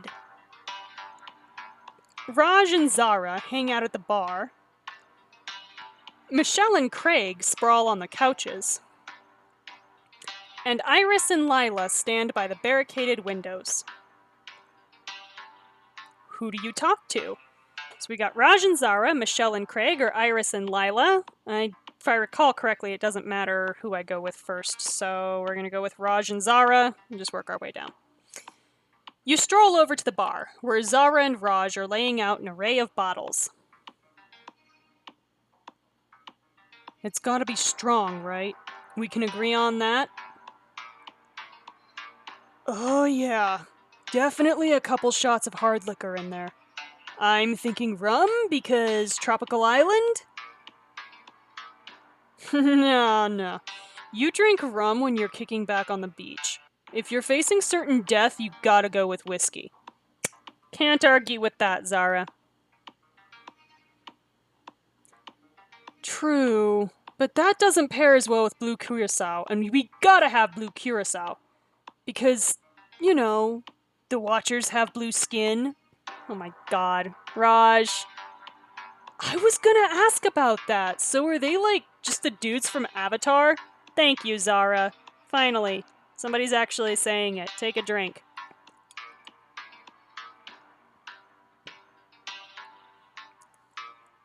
Nah, these were like blue cat people. So the people from Avatar, that's what they are, blue cat people. Oh, those were like blue cat people. These are like blue and green plant people? Okay, alright, he's making the distinction. Alright, cool. Which reminds me, should we put something herby in it? Like some mint, maybe? Oh god, I don't know about mint and blue curacao together. What are you two up to? Up to? Trying to make the perfect drink for the night. Something that says fun and friendship in the face of likely death.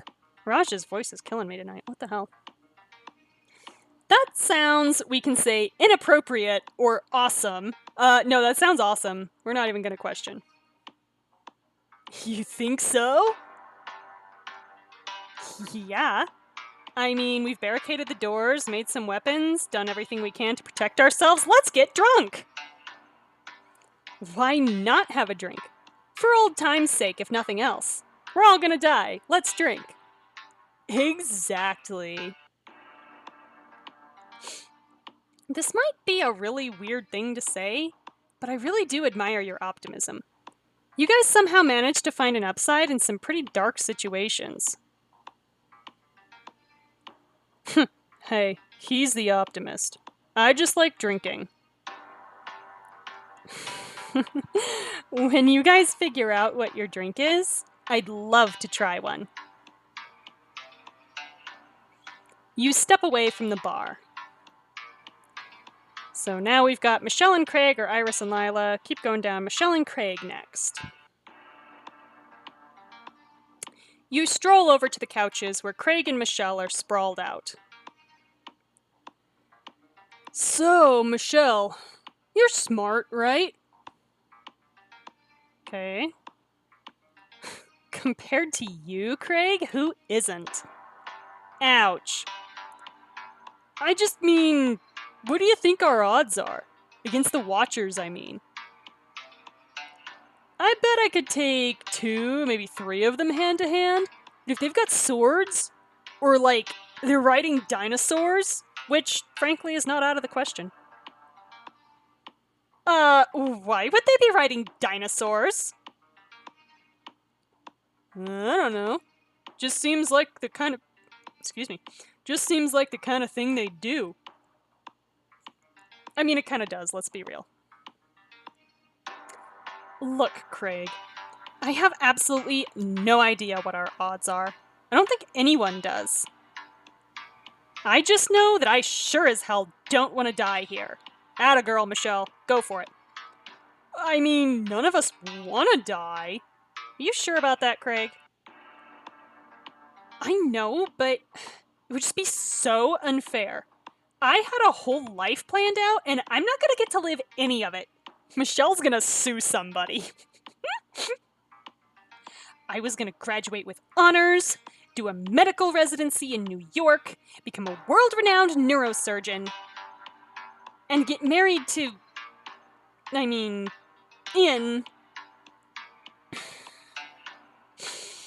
It doesn't matter. It's stupid. It just can't all end here, not like this. Yeah. Michelle, we can say, look what we've survived so far, or we can't know the future, so let's live in the present. Again, the Twitter consensus was that the present was the most valuable out of past, present, and future, so we can't know the future, so let's live in the present. Seriously? That's all you've got? What? The present is good. It's where you don't die, right? I mean it, Michelle. None of us know what's gonna happen. Maybe we'll beat the Watchers, get safely home, and the next day get hit by a car. Why would you even say that? I'm making a point. We never know when we're gonna die. So we have to live every day like it's our last and be grateful for everything we've already had. Wow, okay, I don't like the grateful line, though.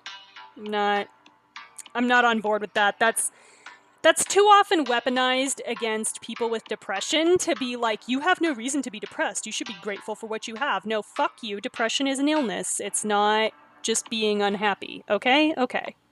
Good talk. Yeah. Yeah! You're totally right! Even if I go out like a hero fighting these Watcher dudes, I still got to live a pretty damn good life. I got to play college ball with my friend Sean. I got to see my folks proud as hell of the son they raised. And I got to party on an island and have a crazy-ass adventure.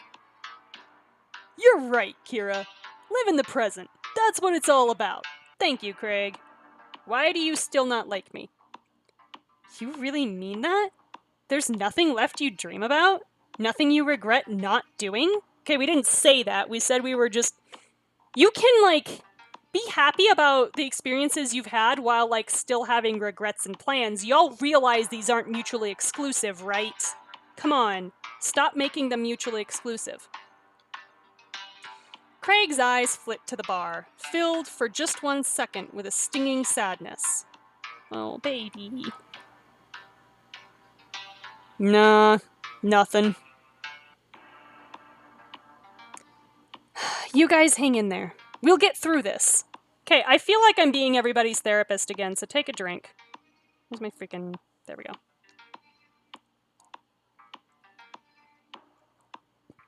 It's a good thing I poured this light tonight. So, last people up to talk to are Iris and Lila. You walk over to the pile of furniture barricading the windows, which Lila and Iris are examining. They don't notice your approach. What do you think, Iris? Provided an attack force of 5 watchers, these barricades should deter them for at least 30 minutes. Wow. And if there are more than 5? I can answer that question, but my positive social interaction module suggests it might be better not to. Wow. Wow. Okay. Well, I do like a good challenge. Oh my god, Lila. Knock it down a couple notches. Indeed. Appreciates adversity and responds well to pressure is listed as one of the dominant traits on your employee profile. Lila stops in her tracks. Iris, what else does it say about me? Oh, plenty. Excellent outdoor skills. Upbeat and encouraging attitude. Could use some sensitivity training. Okay. Wow. There's more, of course, but it's Gamma classified. And my current build is only cleared for Epsilon and lower. Good. Whoa, wait, what? Lila. Oh, you startled me. Is there something you wanted? Just wondering. We can say, did you know that Alistair was Rourke's son? Or, ever notice how you and Iris kind of look alike? I literally cannot pass up the opportunity to finally point this out. Ever notice how you and Iris kind of look alike? Huh?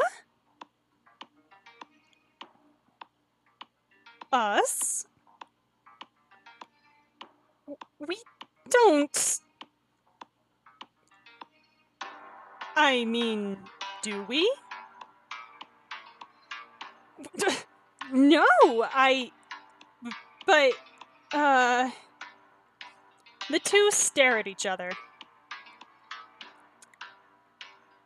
Facial analysis algorithms confirm that we are 87% similar, colloquially known as could-be sisters. It can be presumed that Mr. Rourke has a type. Whoa. Yeah, okay, I don't blame Lila for that one. What do you mean by that? I don't know what you're insinuating.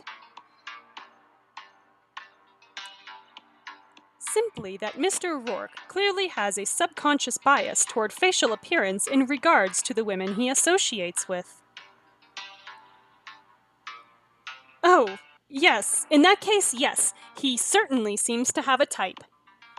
Wow. Okay. This was a weird interaction.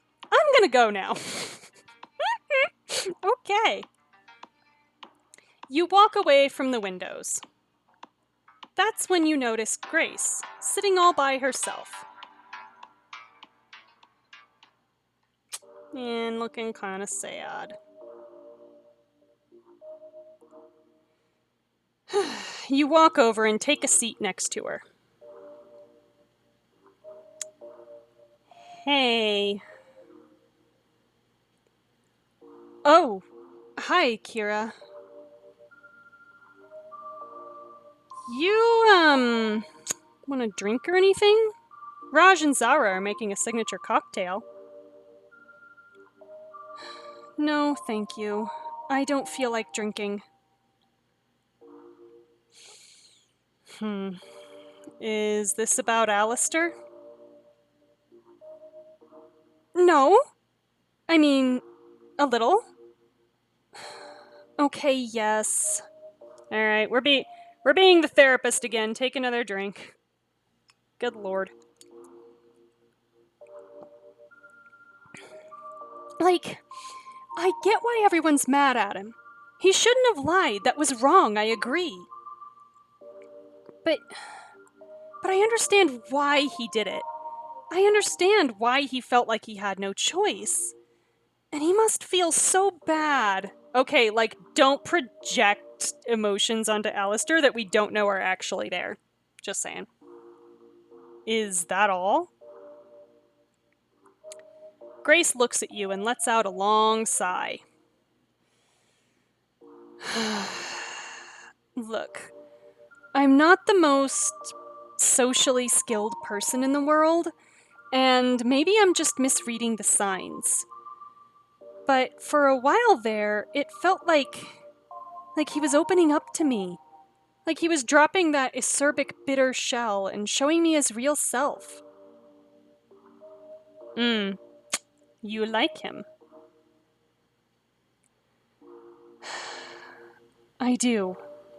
Now I might never have a chance to tell him so. He's literally still here, Grace. What the hell? Of course, you're going to make me pay for this choice.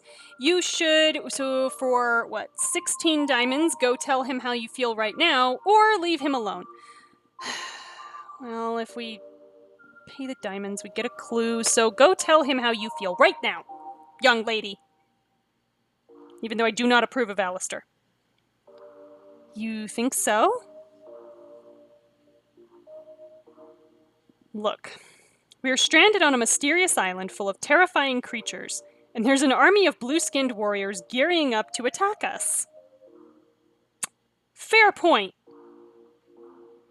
If there was ever a time to tell a guy how you feel, it's now. Or a girl, Kira. Don't be judgy. In fact, you know what, just for that, take a drink. Fuck your heteronormativity.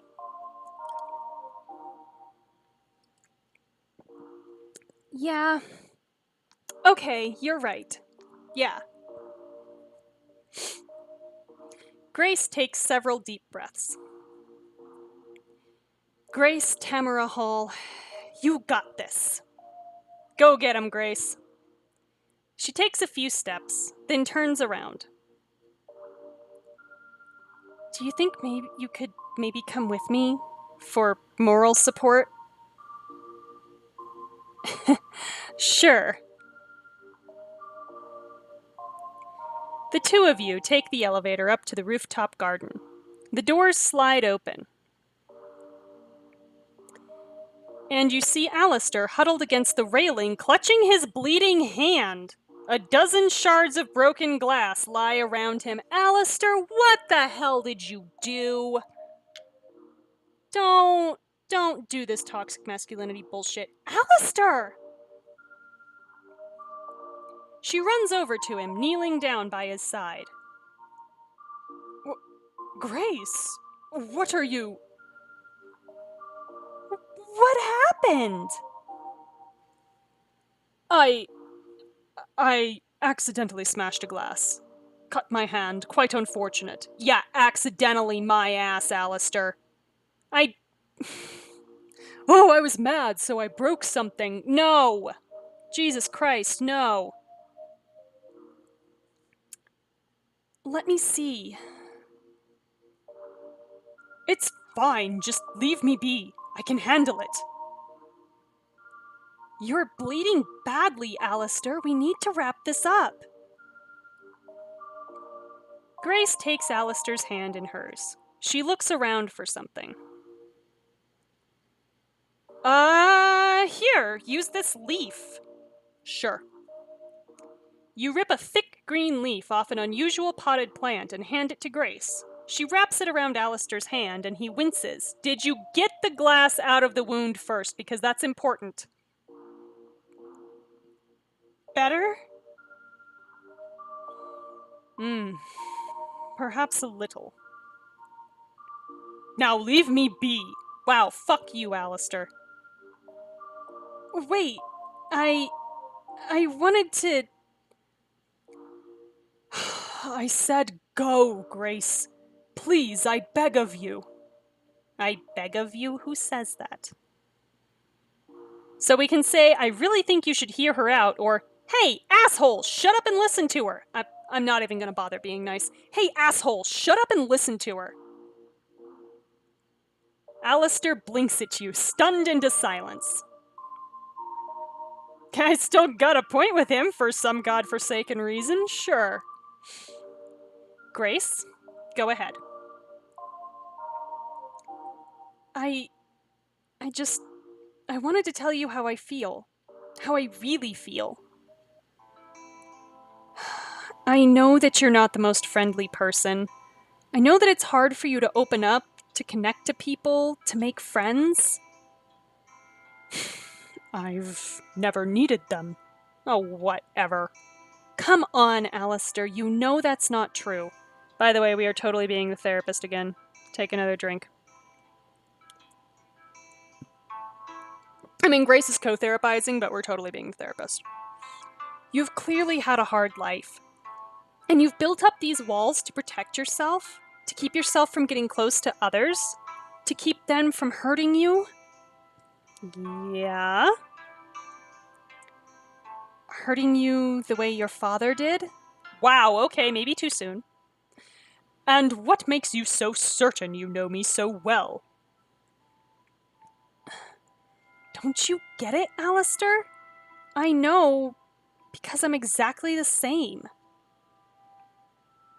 My mother only cares about one thing, that I'm number one in everything, no matter the cost. All my life, I've had to deal with her pressure bearing down on my shoulders. I got straight A's, I got prestigious awards, I interned at her company and excelled at all my tasks, and yet... it was never enough. Exactly. Well, we're racking up the points with Alistair, at least. Grace, I had no idea we had so much in common. Neither did I. And yet, in a weird way, I feel like maybe I kind of did.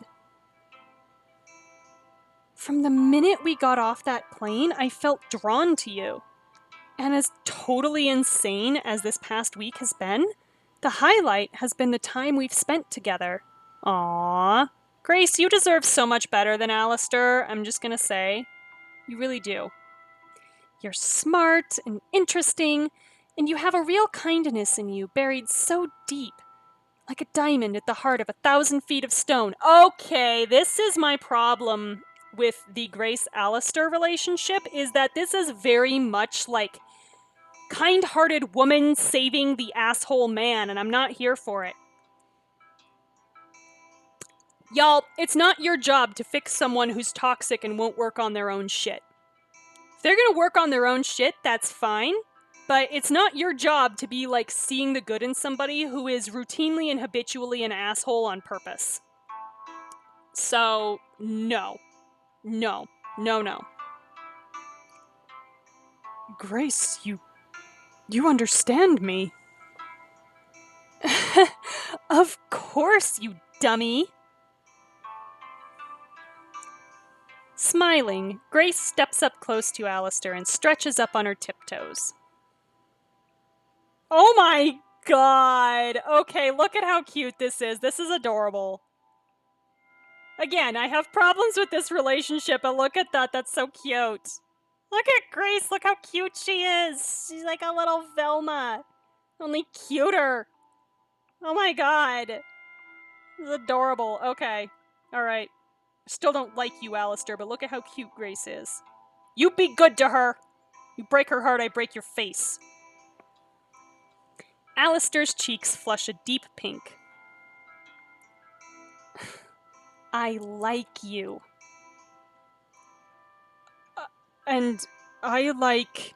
You had better follow that up with you. God damn it, Alistair! Heavens! He holds up his hand, the one he'd cut earlier, in disbelief. As you and Grace stare, he unwraps the leaf to reveal that the cut has been completely healed. This seems important. Whoa. Remarkable. Truly. Haha, we have found another clue. 8 out of 10 in Act 3. The plant leaf. Perhaps it's a hyper-evolved form of aloe. Well, it could be, but that doesn't explain the rapid speed of recovery. It somehow reconstructed the cell tissue. Or just hyperactivated your immune system. Amazing! Do you think that maybe it's in relation to the serum generated by the... I'll leave you two alone. I think you've got it from here. Yes, nerd out together. It's adorable. Alistair, you be good to her. You hop back into the elevator and head down to the lobby.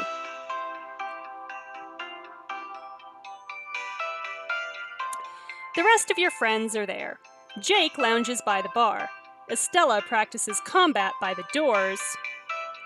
Sean scans hotel blueprints. Quinn sprawls in a big comfy chair. And Diego comes bounding around a corner. Hey, Akira! How are you holding up, Diego? Oh, you know, ups and downs, peaks and valleys. Found some chips in the kitchen. Gonna get murdered by a bunch of Lord of the Rings rejects. Oh my god. Diego is usually good for the genre savvy, so take a drink.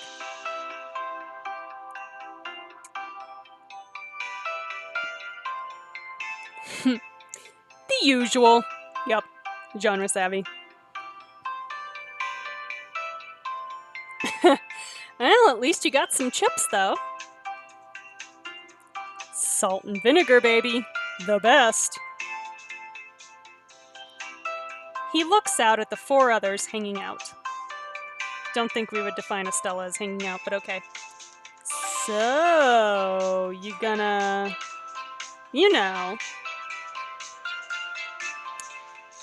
Am I gonna... what? Ugh, do I seriously need to spell it out? Make a move! Oh my god, Diego! What? Come on, Kira. I've seen the way you've been acting. Flirting, teasing, staring out with those ba-dump hard eyes. The fact that we're all cartoons indicates that possibly we have literally been having heart eyes at somebody. So, what are you waiting for? Go get that steamy R-rated action. My god. Oh my god, T for teen. We can't be rated R, it's T for teen. PG-13. Technically. I mean... now? We sure this is the moment? This might well be our last night on Earth, Kira. What better time than now? I mean, we did just get done, like, shoving Grace and Alistair together, so... You look out again at the lobby, and decide Diego's right. This is the time. The time to take this all the way. The amount of normativity is scorching in here. Oh my god. So we have the option of Sean, Quinn, Estella, no one, or Jake. I think y'all know where I'm steering this, so... Hey, Jake. For 30 diamonds, there had better be a payoff in this. You walk over to Jake and poke him in the shoulder.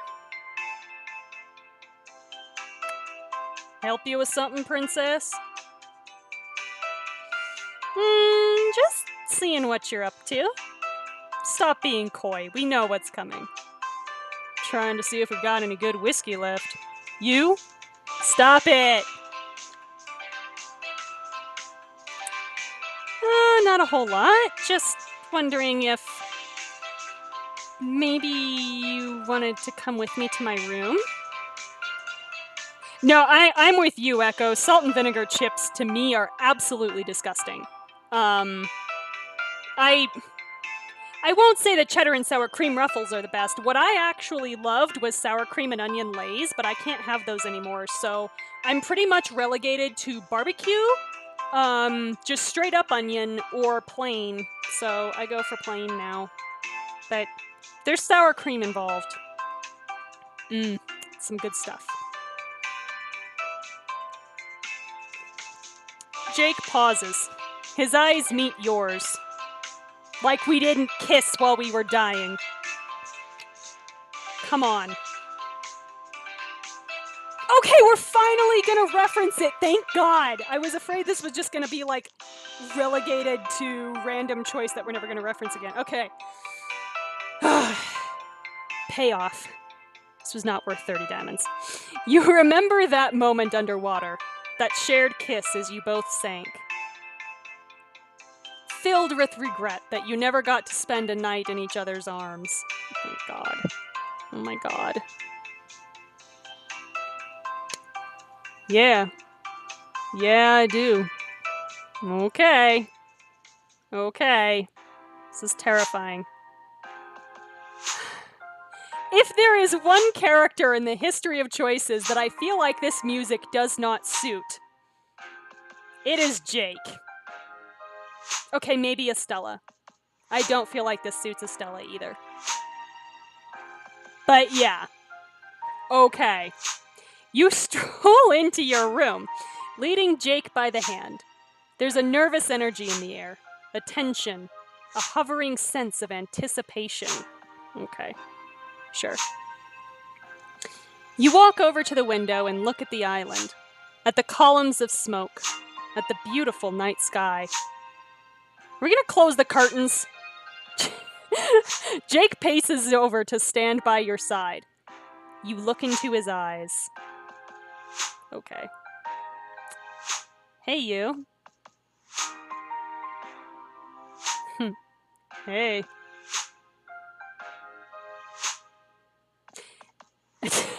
And then you both come together in a passionate, frenzied kiss. The whiplash in tone, y'all. Oh my God, okay. Well, he likes it. Oh my God, close the curtains! The two of you slam back against the window. Kissing, nuzzling, biting. Biting? What are we biting? Please be careful with the biting. Kids. Your breath comes fast, and your heart pounds in your chest. Yes! Yes! Yes! I don't know. You reach down and rip off Jake's shirt, tossing it across the room. He grins and presses forward, pushing you against the wall as he kisses along the side of your neck, and closes the curtains for the love of God. We're giving the watchers a show here. God, you're gorgeous. I can't be serious with that voice, y'all. You run your hands along Jake's torso, feeling the taut, firm muscle. Less talking, more kissing. Oh, okay. Alright. Wouldn't you like that? I don't know, I feel like you would too. You're not a talker. You pull your shirt off over your head, and then Jake's strong hands are all over you, caressing, stroking. The two of you stagger along the wall, kissing so rough it almost hurts. Calm down, you're gonna like get chapped lips and shit, you two. Jesus. You knock over... Oh my God! Oh my God! The aloes are not okay. You knock over a chair and smash a flower vase, but you don't care. There's candles all over this room. We are going to start a fire, and then we're going to have to explain ourselves. Y'all. Oh, we are not wearing our bikini. Okay, that's a bra. Interesting.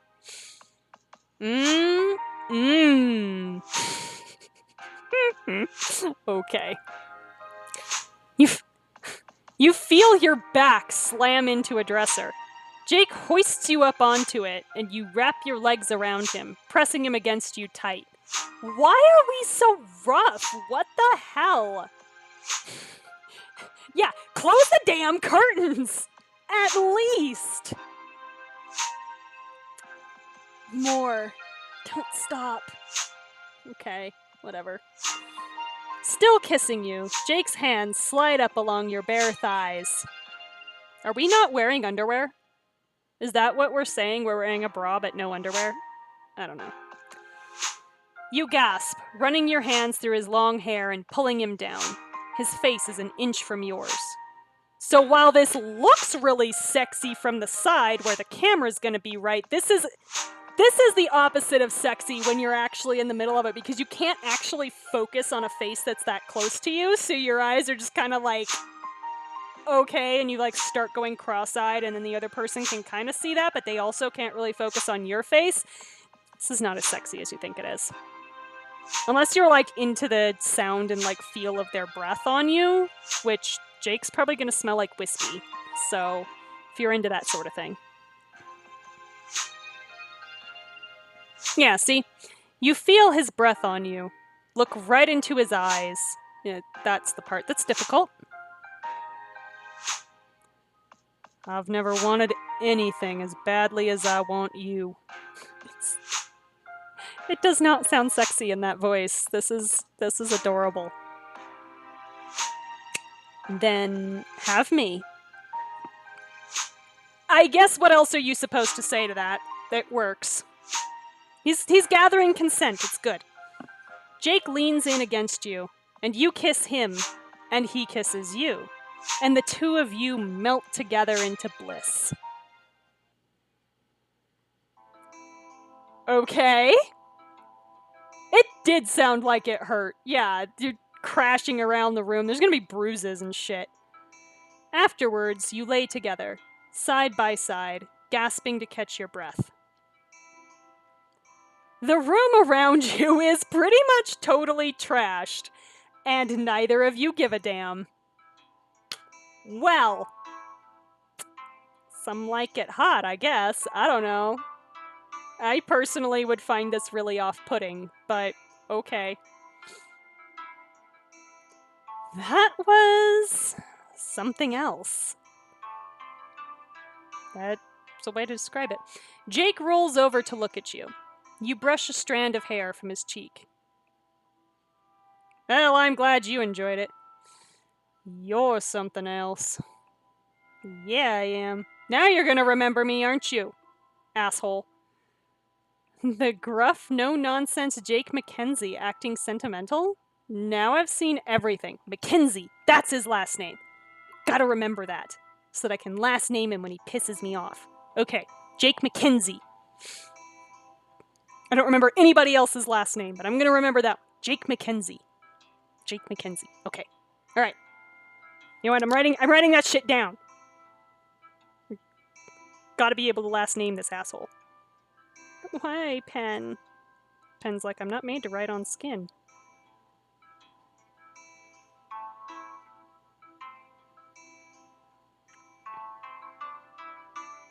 We'll write this on paper later, but... Okay. The important shit. Alright. What can I say, princess? You've got that effect on me. He strokes your cheek with the back of his hand, and you press your face to it and kiss his fingers one at a time. Okay, that's kind of cute. That's kind of cute. I've used that move. It's somewhat effective. Think we're gonna make this... Oh, think we're gonna make it through this thing? Get off this island and go back home? Jake turns onto his back, staring up at the ceiling. Okay, to me, that's a major invitation to cuddle, honestly. Because, like, there's a whole bare chest right there just waiting for me to grab it. That's what this whole thing is about for Ace, is just finding a spot to cuddle. That's what I want. Screw the sex. I just want to cuddle. Make it through this? Probably. Get off this island? Hope so. But if there's one thing I know for sure, it's that I'm never going back home. Now we get to find out why. I am sad. Why not? Jake looks at you thoughtfully, then lets out a long exhale. Could just say breath, but okay. I'm a wanted man.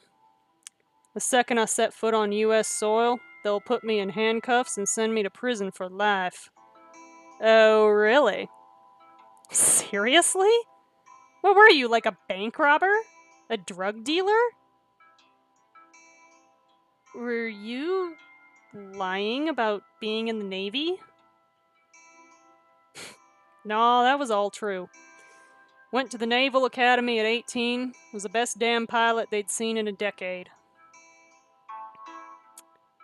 That was where I met Mike. Who's that, your ex? Mike? My bunkmate. Growing up, I always made more enemies than friends, but Mike and I hit it off right away. He was funny and smart, kept me from screwing up too bad. Always tried to talk me out of fights, but always had my back when he failed. Yeah, his ex. You guys were close. He was my best friend. I loved him like a brother. Best day of my life was when we got assigned to the same deployment. Okay, so not ex. Gotcha. When we were up in the sky, flying side by side, one of the few times I could say I really felt happy. What happened, Jake? We were running recon missions off the coast of Kazakhstan, aiding a rebellion, when Mike discovered something. I like how with Americans, if we're inventing a random place to be at war, it now invariably ends in Istan. See, I am more than old enough to remember 9/11, and it absolutely just bothers me that there are kids fighting in Afghanistan now who do not remember that. This was not how it was supposed to be. And it really, really fucking bothers me. I wasn't a kid, but I wasn't an adult either, so I didn't really fully understand what it meant to be going to war like that, because up until then, I did not know the United States at war. I didn't even remember the Cold War, really. So, like, I do remember a time when the Soviet Union still existed, but I don't really remember, like, the actual Cold War. So the fact that we're, like, still in Afghanistan now, you've got to be fucking kidding. There's just fuck. Anyway, slightly racist overtones aside here, Mike discovered something. Our commander was this real piece of work by the name of Rex Lundgren. Kind of guy who always talked tough so long as he was picking on someone who couldn't fight back. Oh my god. See, this is my other problem with the military. People in power who shouldn't be in power, and there's literally nothing you can do. Turns out he was up to a lot more than bullying. Old Commander Lundgren had a nice little business on the side. He was forging paperwork to request weapons we didn't need, and selling them directly to the tyrants we were supposed to be fighting. No. It happens a lot, Kira. Happens a lot. Mike and I were going to report him, but while we were gathering evidence, Lundgren somehow found out. He sent us out on what he claimed was a standard recon mission, but it turned out to be a damn ambush. Oh, God. Excuse me. Kazakhstan military shot us out of the sky. I ejected in time. Mike didn't. Yeah. Oh, Jake. We can say that's terrible, or tell me you got revenge. I'm not going to encourage the toxic masculinity here. Jake, that's terrible. Yeah, well, I didn't have time to mourn. I was stranded behind enemy lines being hunted by government forces. It took me a week to get back to the base. And when I did, Lundgren was waiting. Along with a pair of MPs. Awesome. Military police?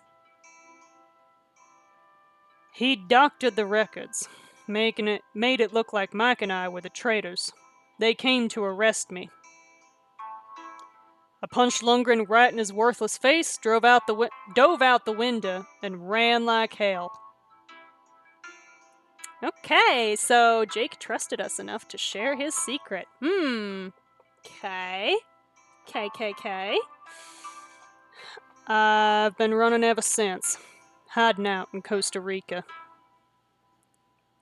Jake, I'm so sorry about your friend. Not gonna lie, it still hurts. After that, I figured, well, that's what I deserve for letting somebody get close to me. I wasn't gonna make that mistake again. Oh, yeah? How's that going for you? I wasn't gonna let anyone else in. He turns onto his side and leans close, his hand on your chest, his face touching yours. Just shut up and cuddle me! Then I met you. Yeah, we get it. This man's probably, like, demi-romantic, let's be real.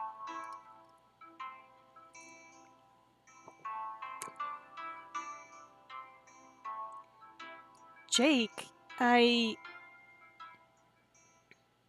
Suddenly, Jake sits straight up in bed. Did you see that? What? See what? I thought I saw something move outside, just by the window. But, Jake, we're nowhere near the ground floor. Yeah, I know, that's why I'm...